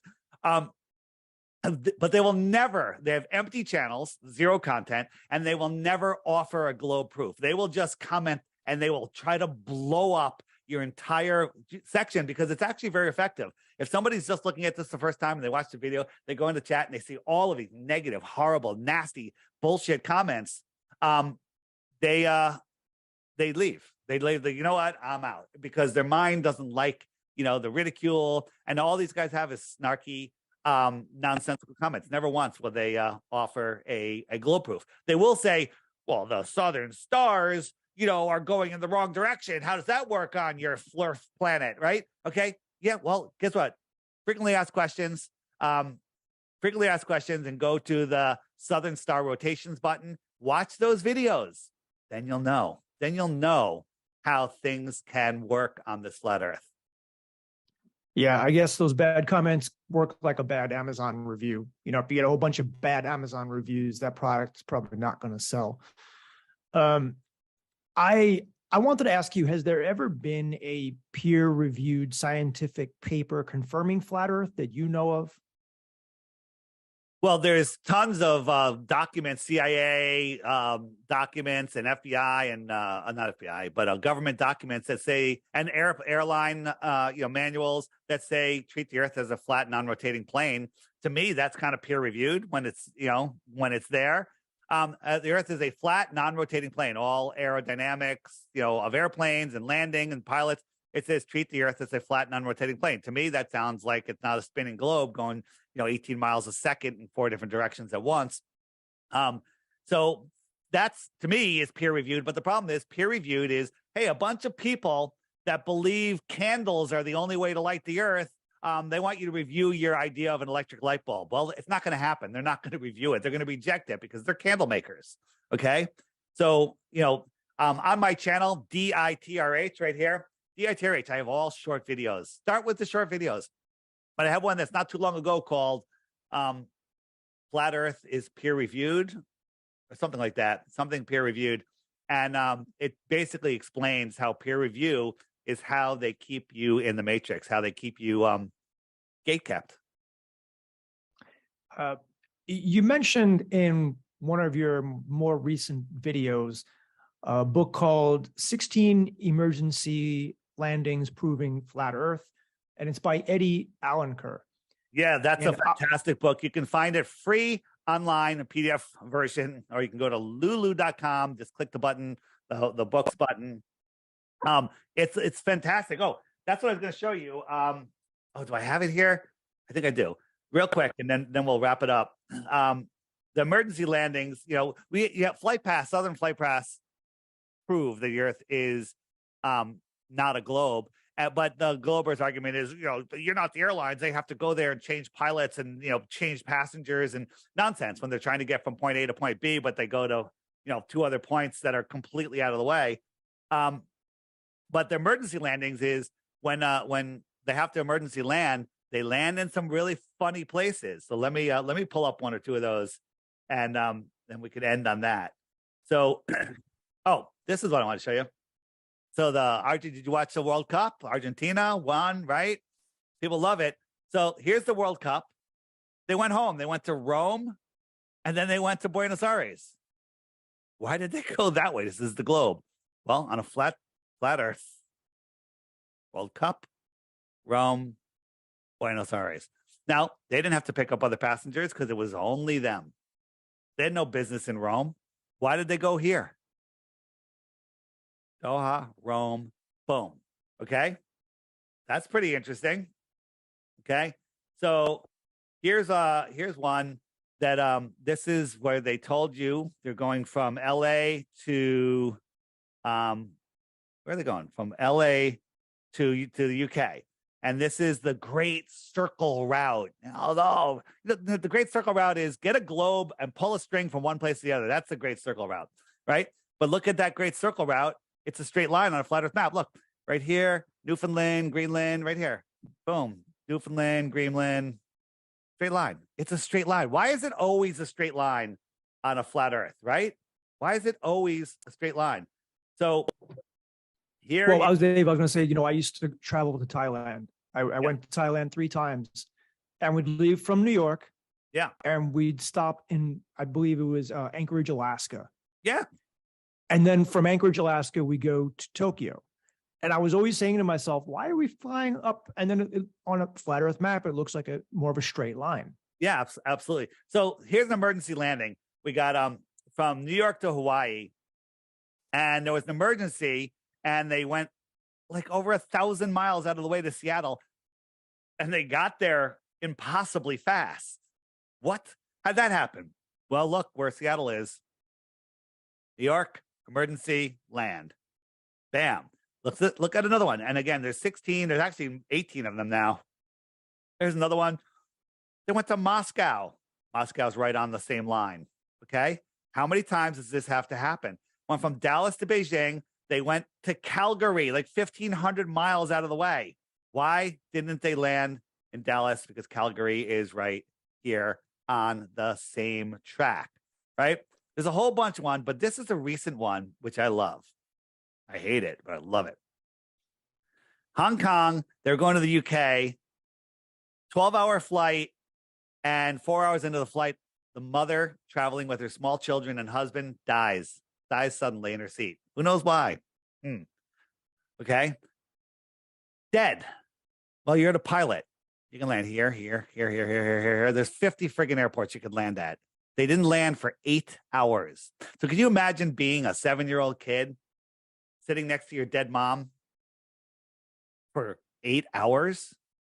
I have a hard time. My mom passed away, but I make the joke. It's hard to sit next to your mom when she's alive for 8 hours. Okay. These little kids have to sit. The plane's full, no place to put the body. They literally have to sit next to their dead mom for 8 hours. Why didn't the pilot land? And the reason is because they can't for 2 reasons. Hong Kong, 4 hours in, they're over Russia. You can't land in Russia because Russia will end up being the good guy. Oh, let us help you. Russia's the bad guy. We're in war with Russia. Okay. And why the hell are we landing in Russia? And somebody might put it together, but they were there. So they went all the way 8 hours, right? They're here. Why didn't they just finish the trip to London? At that point, those kids are scarred for life. Okay. Might as well just go on to their final destination so at least they can get their body home. Okay. But they stopped there because they were over Russia the whole time. All of this to hide the globe lie. Why is it important? Because every one of those blue dots I showed you knows that we're not in a heliocentric, nonsensical model. And they've unplugged from the matrix. They stopped feeding these demons. Okay. The demons that are running this world. And here's the good news. I'm only one person. There's nothing I can do. I still need to pay my bills, right? If everyone just woke up, governments are gone. Have you ever met a politician? I mean, really? Probably not. I'm sure you have here and there, but they'd be nothing. They'd be a fly. They'd be nothing. They're a gnat, right? But everyone believes that they have the great power, right? And that belief makes it true. Everyone believes that dollars have value. And that makes it actually powerful. We need to get off their playing field, which is the heliocentric globe, and we need to get off their fake money system and get onto our own, not the CBDC, which is literally enslavement, but person-to-person crypto. Just a quick note on crypto, the FTC thing, all of these exchanges, let them crash. None of them are what crypto is. Crypto is you have a wallet, I have a wallet. Nobody knows whose wallet it is. I can send it to yours and you could send it to mine and nobody knows about it. That's crypto. Okay. And so until we get off of their monopoly board and stop using their monopoly money, we're going to be slaves to their system. So that's why I'm pushing flat earth. That's why it matters, because when you wake up to this, I've woken people up to all of the other conspiracies, I don't call them conspiracies, all of the other deceptions to humanity, and they go right back to sleep. You wake someone up to this, they become obsessed with it because it affects them every day. This is the one that frees your mind. So we're heading into some really, really dark times. And if people don't get off their butts and do something, I know there's a lot of bigger podcasts out there that know there's something up with this, but are afraid to address it. Oh, I don't want to scare my audience away. At least you have the courage to not worry about upsetting some of your listeners. But if they hung through this far and they have 2 brain cells, which I'm sure they all do, at this point, they must be going, this guy's making some sense. Why am I acting so horrible about it? Look into it. Take the app challenge. Go to my website. Take the crash course. If you have a podcast, on my website, book Flat Earth Dave. Okay? There's tons of resources there. Check them out. And Unplug yourself from the heliocentric, nonsensical, sinister trick. Yeah, I mean, this has been a very powerful interview. I didn't get to ask you probably at least 10 questions. So you think we could book another show soon? You want to do a couple more minutes, or you want to? We could do a couple more minutes. I was going to ask you also about NASA, because there's always news coming out on NASA. They're always talking about their latest probe going to Mars, or Oh my God, right. the moon and all that stuff. So why is it just made up? I mean, if the Earth is truly flat, like you're saying, and we can't go past that dome, that firmament, then all of that is just rubbish. Well, I mean, do people actually believe it, or I mean, are they making it up? How could it be that all the astronauts and all the people that work for NASA are in on it, and Elon Musk? Like, all right, what's going on there? Let me show you this. So before I do this one, hold on a second. This is that the Blue Origin rocket? No, this is Elon Musk Starhopper. Look how huge this thing is. Look at this thing. This has never been into orbit. No one has ever been on it, but they say next year, 2023, they're flying a bunch of podcasters around the moon in it. Okay. Right. So Jaron from Jaronism, he's put up on one of those betting sites. He's betting anyone $1,000 that not only they won't do it. He's not like, if they do it, he says it's fake. It doesn't matter. He loses the bet. They will not do it. So the globe believers have to, we're going to go. When I was a kid, they said we're going to have hotels on the moon. Well, where are those friggin' hotels? Okay. This is nonsense. So let's just watch this really quick. So this is the Starhopper. I'm just going to jump through it a little bit. Do you think that's CGI? Some of it is. You tell me. So this is them doing a test, right? And notice the edit. You got the camera there. Now look at this thing, how slow it's going. This little flame is pushing up that tens of thousands of pounds. Okay. What's going on? Edit. Now look, side view. Can't be that high if we're pretty close to it and we can see the side. Okay. Oh, now we're up pretty high. Look at that. Wait, how do we get this view from the ground? Now watch. This is about to, now it's up pretty high again. Okay. This is unedited. Now look at the smoke. Use your God-given common sense. How fast is this thing falling? This thing is free falling. It's multiple tons. Free falling. Look at the smoke. Look at the smoke, how slow it's moving. What is going on here? Is this a balloon? Is this CGI? Oh, wait a minute. Look how high it is. Okay. This is live. Okay. Now this thing is free falling. Does that look like it's free falling, or does that look like a cartoon? Okay. No, wait. Look how high it is again. That's bizarre. Now watch. 3 of the engines are going to come on. It's going to flip upright. The cameraman's going to get right underneath it, and 2 of the engines are going to burn out. Okay. Watch. 2 of the engines are going to burn out. Right. And again, look at the smoke. How fast is this thing falling? Okay. This thing should be going Mach whatever. Okay. And then all of a sudden CGI smoke, and it lands upright. If you can't see that this is fake and unwind it all the way to Elon Musk is a fraud and NASA is complete nonsense, then you're not thinking. You're emotionally holding on to space. This is what they showed us as real. Okay. Absolute and total nonsense. Okay. That looks totally fake. It looked totally fake to me. And so once you see that, you can't unsee it. Right. But people just really don't want to face it. They're faking the whole Artemis. We supposedly went to the moon. I mean, we send a rocket around the moon.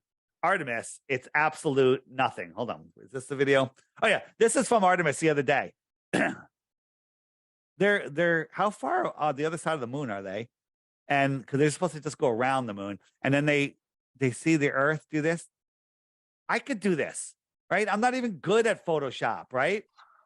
Right? Here's a shot. This is the Earth. This is Saturn.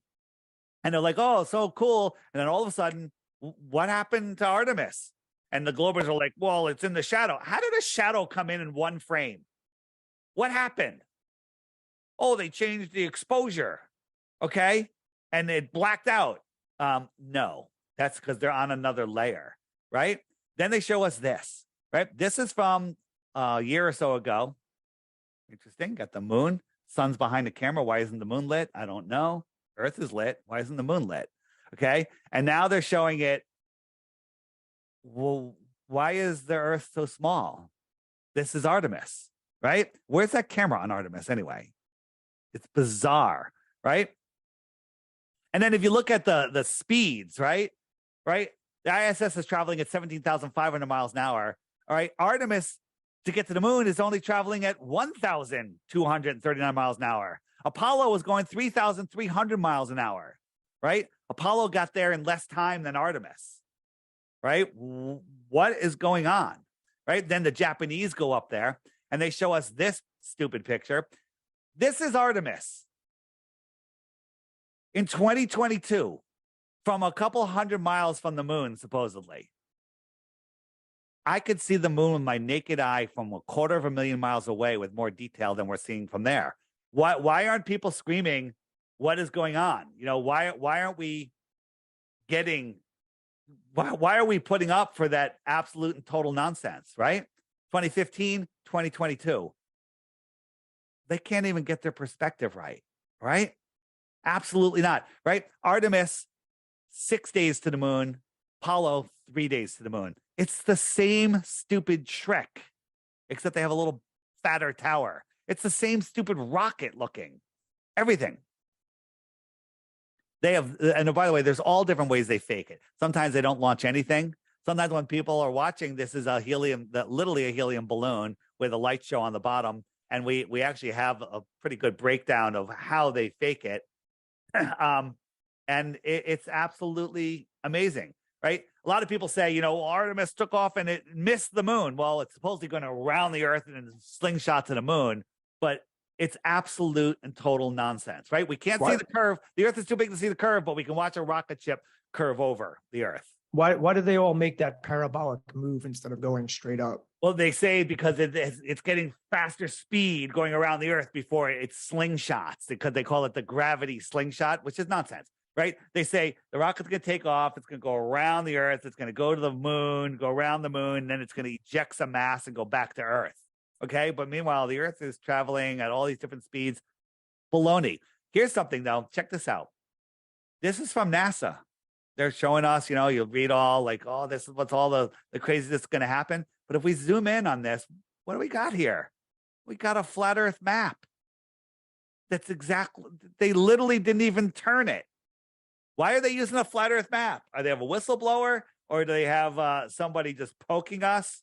I don't know. If you were on a 747 or a regular jetliner and you're flying to, you know, coming up to visit me in New York, and you looked out on the side of the wing or the rocket, I mean, the plane, you saw this PVC piping and non-aerodynamic fittings and stuff. Would you be a little nervous that at 550-mile-an-hour winds would rip them off? This thing is going Mach 25, okay? Faster than any spy plane could go, 10 times faster, okay? And no problem. The paint, no problem, right? The SR-71 is black, and it's black because it gets so hot with its aerodynamic design that it will the paint will burn off. Okay, but no problem for Artemis, right? Absolute and total nonsense. Here's a close up of the bottom. Now, this thrusting is going to lift up this millions of pound ship. What are these? I don't know. This looks like a friggin' balloon to me. Okay. This looks like a bouncy house, right? It looks like a helium filled nonsense. Okay. So here's some testing they were doing. And during the testing, something happened to the main body of the rocket. It popped. Right here, I talk about the SR-71. This thing goes Mach 3.2, but Artemis goes Mach 33, I think. I mean, 10 times faster. This thing can't go faster than its, 2,300 miles an hour, whatever it is, or it starts to rip apart, even though it's like a friggin' razor blade. But Artemis, with its PVC on the side and its blunt nose and the pieces holding it together, which are not aerodynamic at all, that's no problem, right? No problem whatsoever, right? And Dave, when excuse me, when a rocket's in space, how does it steer and how does the thrust work? Because like there's no air, right? So what is it pushing off? Now they claim that it's ejecting mass. Like if I was sitting on a chair with wheels on it and I threw a bowling ball, I would go the other way. Where's Artemis getting that mass to eject it out of lunar orbit and back to Earth? And then when you understand the moon is spinning at 10 miles an hour, right? That's how the same side faces us magic, right? Gravity locking, right? People just love parroting words that help, bolster their bias on what's really going on.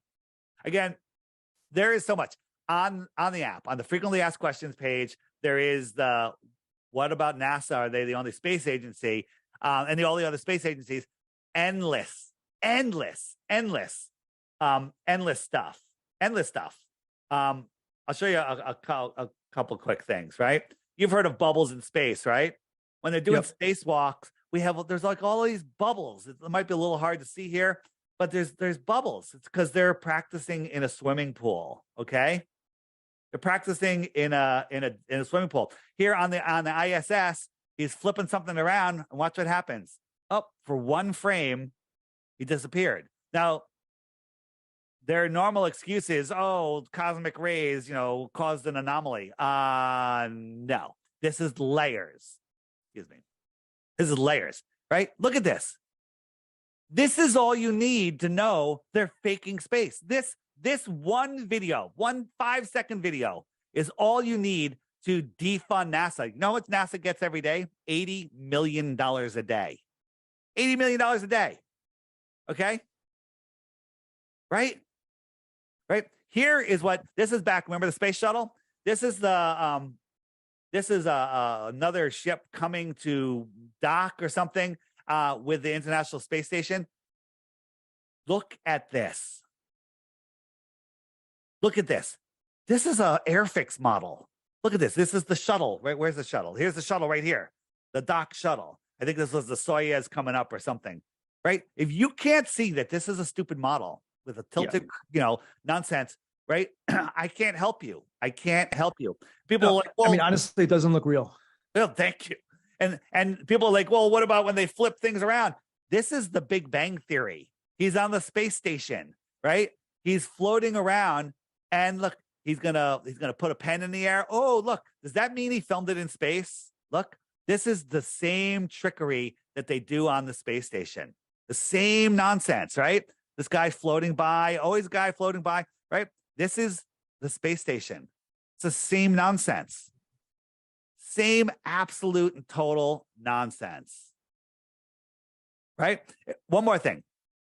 We got the Hubble telescope, we got the James Webb telescope, we got all these satellites, right? They're all communicating. You ever put like a toy boat or just a cork or anything in a bottle and water and try to get it to stay exactly where it is? That's with water, let alone free space with no resistance. What's going to stop these things from spinning out of control? Okay, so check this out. These guys are talking about, here's a little space capsule. Look how it's just turning. This is what spaceships and satellites would do. They would just spin out of control. You got guys in there, they move around. Like if I'm on my boat, perfectly calm day, right? And I just walk across the boat moves, right? So you're in space. Nothing. What stabilizes these things? Nobody asks these questions, right? What stabilizes it? How do they aim that telescope? Right? Think about this. On Earth here, the biggest telescopes, when they do these deep field images, and I believe they are really taking pictures, they're just not what we say. They do the long exposure, the deep field image where they zoomed in on something the size of a grain of rice portion of the sky, and they filmed it for hours. And then when they looked at it, they saw hundreds of galaxies. Do you remember that picture? Right? You've heard about it. So they say that the telescope is on a pad that's like 10 feet thick of cement, and the operator has to walk around in socks because the slightest vibration will ruin the whole picture, right? The slightest vibration will ruin the entire picture. Are they forgetting that the Earth is spinning at 1,000 miles an hour, okay? That we're orbiting at 66,000 miles an hour. We're chasing the sun at 100 the 500,000 miles an hour, and all of the stars themselves are moving too. Are they forgetting about that and worried about the tiniest vibration?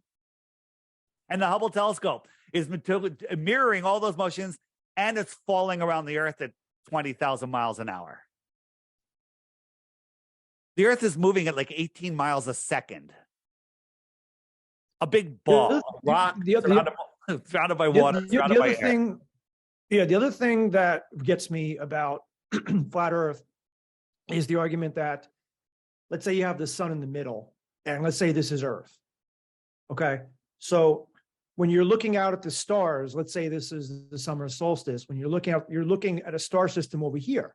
Yeah. But then when the Earth is all the way on the other side, and it's, excuse me, you should be seeing a whole bunch of other different stars.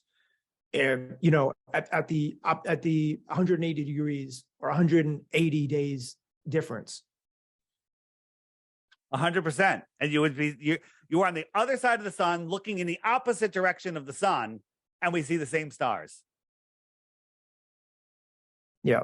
Listen, the mental gymnastics your mind has to do to believe in the heliocentric nonsense is mind-blowing, but it's so intense that people just don't even do it, and they just believe because they don't want to take the effort. So the people that defend the globe, people that defend Elon Musk sending his Tesla into space, they never, you know, or any of the stuff, they never even looked at it.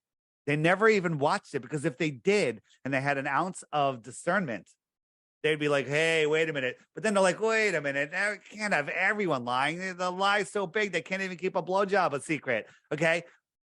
The problem is 99% of the people lying don't know that they're lying.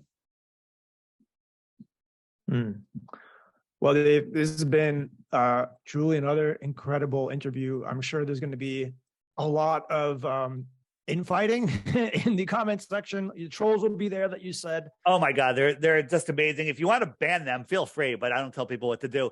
The other thing is, just if you see the troll comments, just ask them, is that your best globe proof? Because they got nothing. They got nothing except calling me names, ad homs, made up lies, you know, just claims about the stars in the sky, which I don't care how the Southern stars move. But if you want to know, go to Southern Star Rotation on the app under frequently asked questions.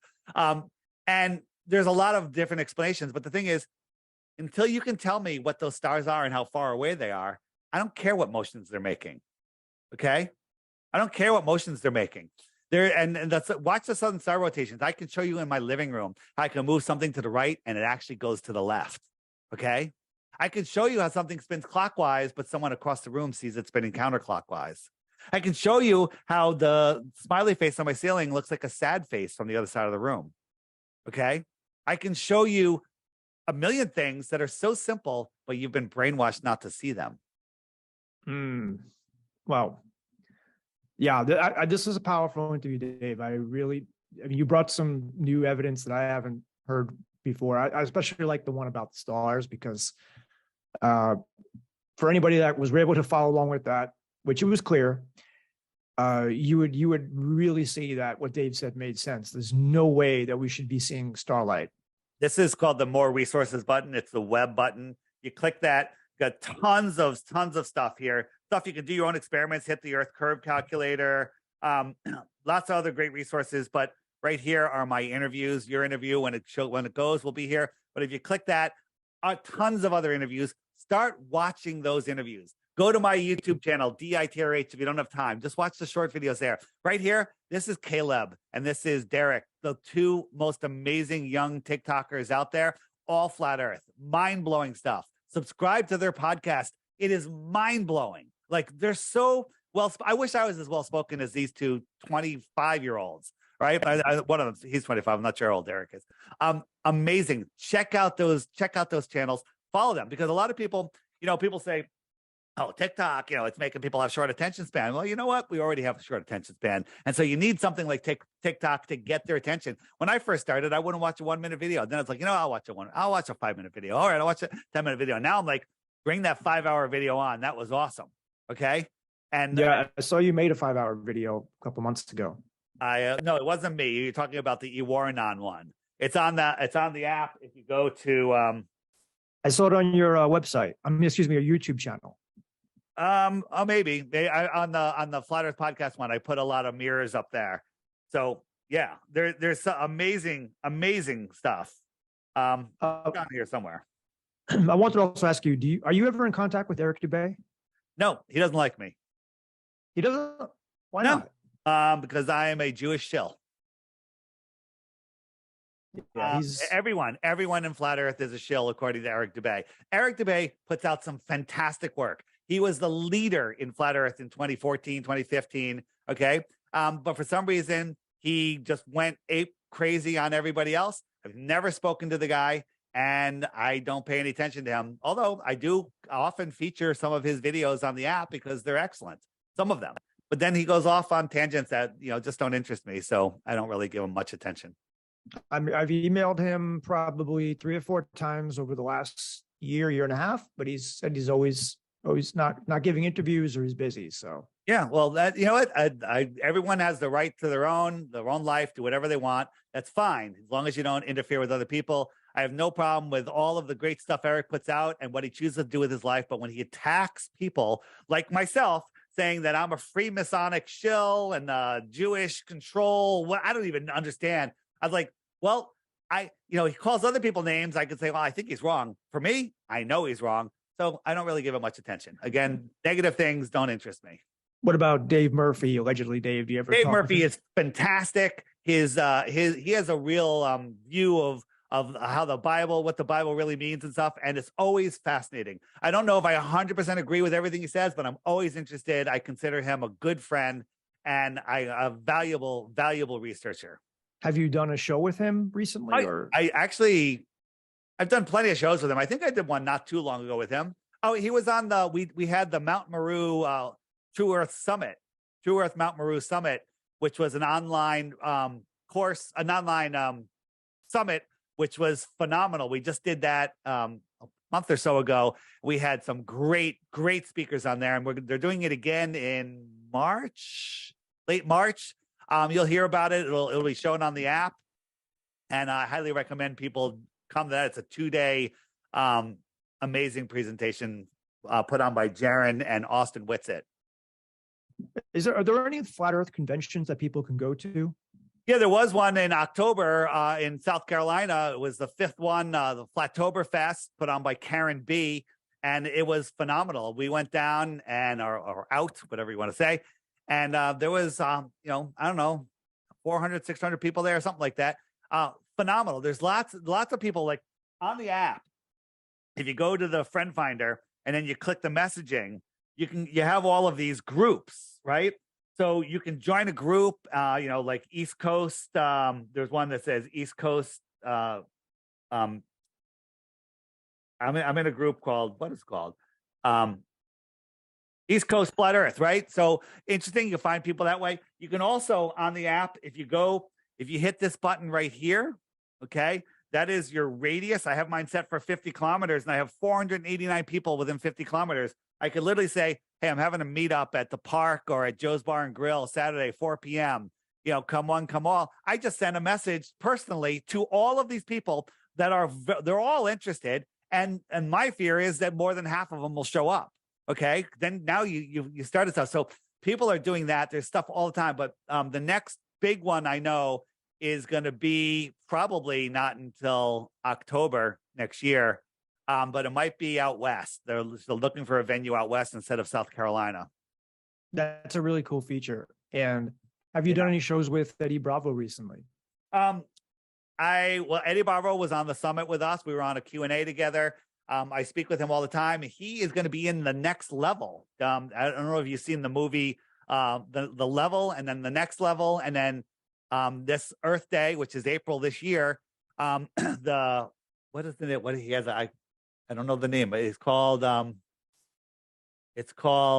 forget, but it's the Third Level movie by Hibbler Productions. Phenomenal.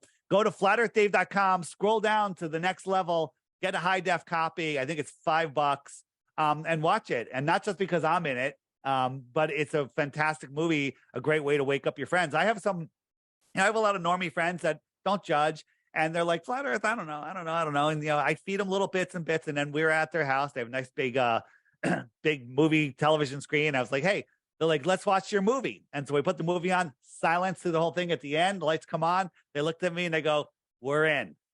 We're in. We get it now. So it's a phenomenal movie. And check that out. It's really, really, Sean is just a great way to put movies together to keep them entertaining. It's better than, spending, $25 to go see a stupid mind programming movie at the movie theater. Like Avatar.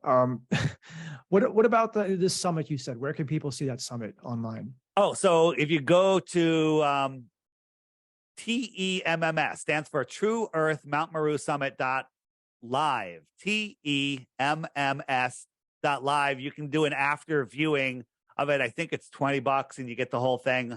Not sure.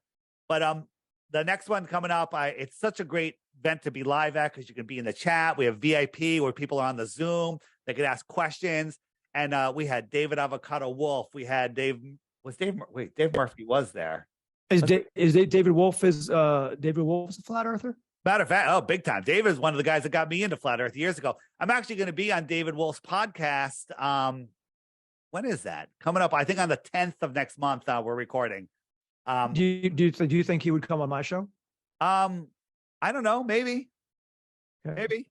So that we had so many, Eddie Bravo, Peggy Hall. You know who Peggy Hall is? Peggy Hall from The Healthy American. She's a true freedom fighter that's out there, helping us through these hard times. And she comes from a biblical point of view. Her presentation was phenomenal.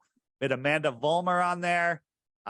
Just really amazing people. If you've heard of these people, you'd be like, wow. And if you don't know these people, you need to get to know them. And, it's phenomenal. How do you spell Amanda's last name? Bohmer? No, V as in Victor, V-O Vollmer, Voulmer, something like that. Amanda Vollmer. She's pretty much shadow brand. You could see she's an amazing and natural path, that helps so many people with health issues. It's amazing. And then we had High Impact Flicks, Brian, from High Impact Flicks. I don't know if you know that channel. He was on and he put out a phenomenal presentation about what's going on in the world. And all the presentations come from a planted feet on a firm foundation of a flat earth. And it makes it really powerful. Because if you're spinning out of control, lost in space on a speck of dust, you're lost in space and you've given away your power. Even though your life might be okay, you might be happy with it, you're missing out. Would you be interested in, I'm sure there's going to be a ton of comments. My channel has really picked up steam lately. I had a guy named Howdy Mikowski on. I don't know if you heard of him. He believes our world is soul trap, but I did 2 interviews with him. Those interviews got, those interviews got about average 20,000 views so far. And I had a guy named James True on. I know James. You know James, you do? Yeah. Okay. Yeah, he knows you too, he said. So my channel's been picking up steam. So I think a lot of people are going to watch this interview that we've done. There'll be a lot of comments. And I wanted to know if you may want to come back on and maybe even do a live stream and address some of those comments and maybe I'd love to do it. I'd love to do a live stream. The other thing is you're going to see people posing comments, questions. I love questions. The trolls come in there. They don't post questions. They just make insults and claims. But they never really will listen to an answer or anything. But when people ask a question and they're not a troll, that's what I love answering. And 99% of those questions are answered on the frequently asked questions section of the app. Bam.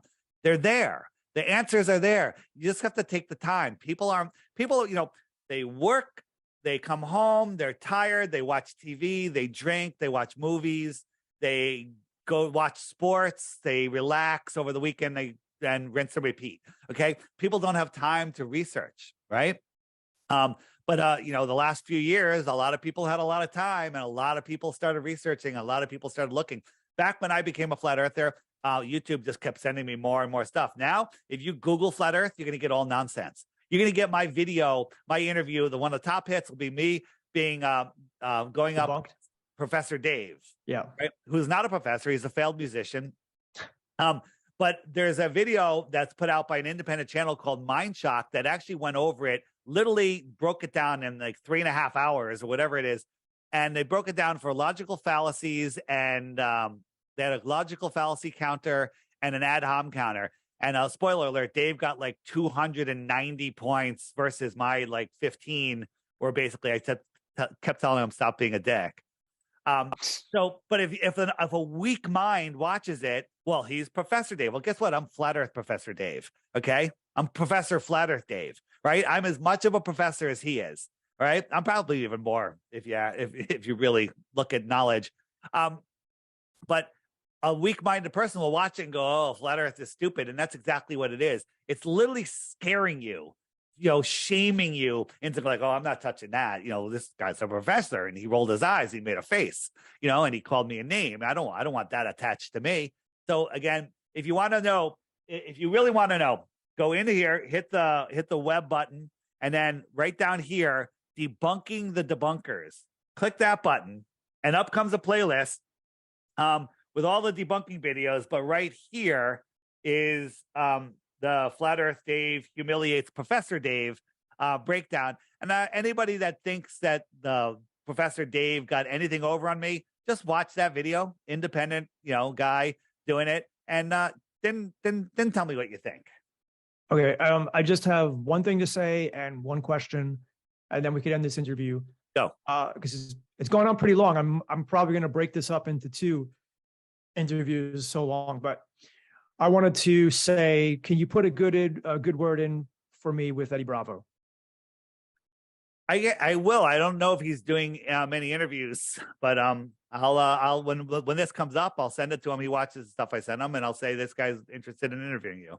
I watch him on Rockfin. I know he has his own show on Rockfin. His show is great, and by the way, his audio and video producer of the show is Sean Hibbler, who made the movie Level. So Sean is amazing.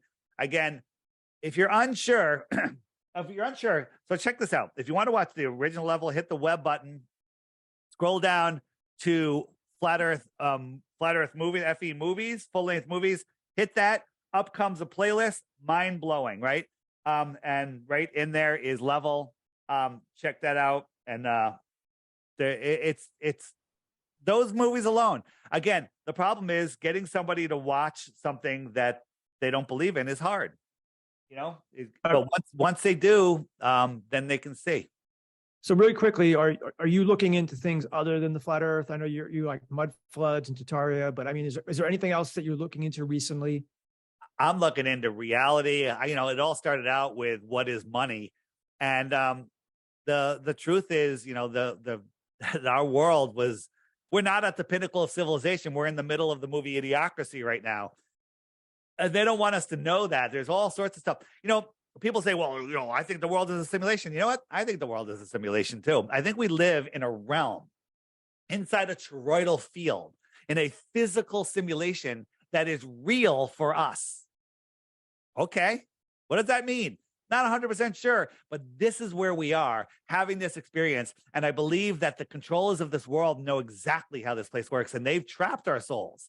This could be a training school to get us to go to the next level. Oh, the next level. That's interesting. And they're literally keeping us here as slaves because they stopped our minds from expanding. They trapped it in a ball. So when people go, I'm not a flat earther anymore because I believe in simulation. You know what? This is a simulation. It's amazing. It's an amazing simulation. But it's real, because if we were here and I punch you in the jaw, that would hurt. Okay. Whether, what is reality? Great conversations to have. But our reality is a flat, level, non-rotating plane.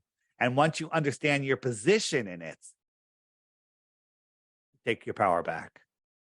Have you ever thought about writing a book on Flat Earth? Somebody could ghostwrite it for me. I'm too busy talking to people like you. Okay, no problem. No problem. Well, I mean, Dave, it's been absolutely fantastic. I can't wait to see what the viewers are going to say in the comment section. And I'd love to have you back. Maybe we can do this in a couple of weeks, do a live and see how it goes. Sure. We'll talk about that. Okay. Okay. Very good. FlatEarthDave.com, everybody. Yeah. Good. Just give any last words you want, Dave.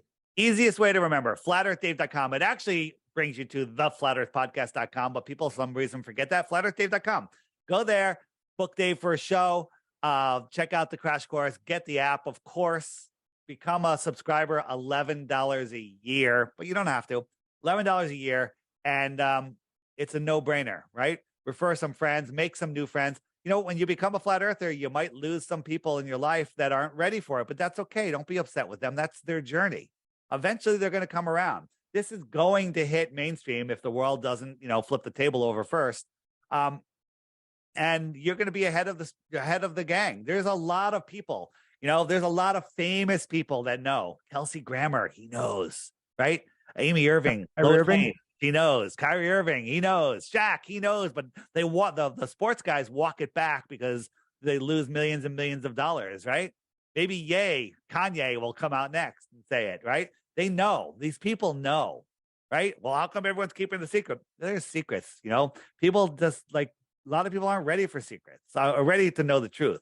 The truth divides because people are so lost in their programming. Yeah. Great stuff, Dave. I just want to say, everybody out there, please drop a comment.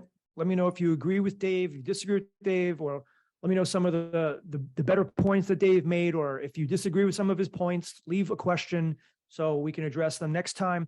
Sign up to my free email list. There's a link right there. That way you'll be notified of every video I put out, including the next one I do with Dave. And hope you enjoyed this one, guys. Don't hate me. Okay, I'm still here in the middle, but Dave is pushing me towards the flat earth side, I have to say, every time I talk to him. So thank you for showing up, Dave. And I will we'll see everybody, in the future. Thank you. Thank you for watching all the way until the end. See ya.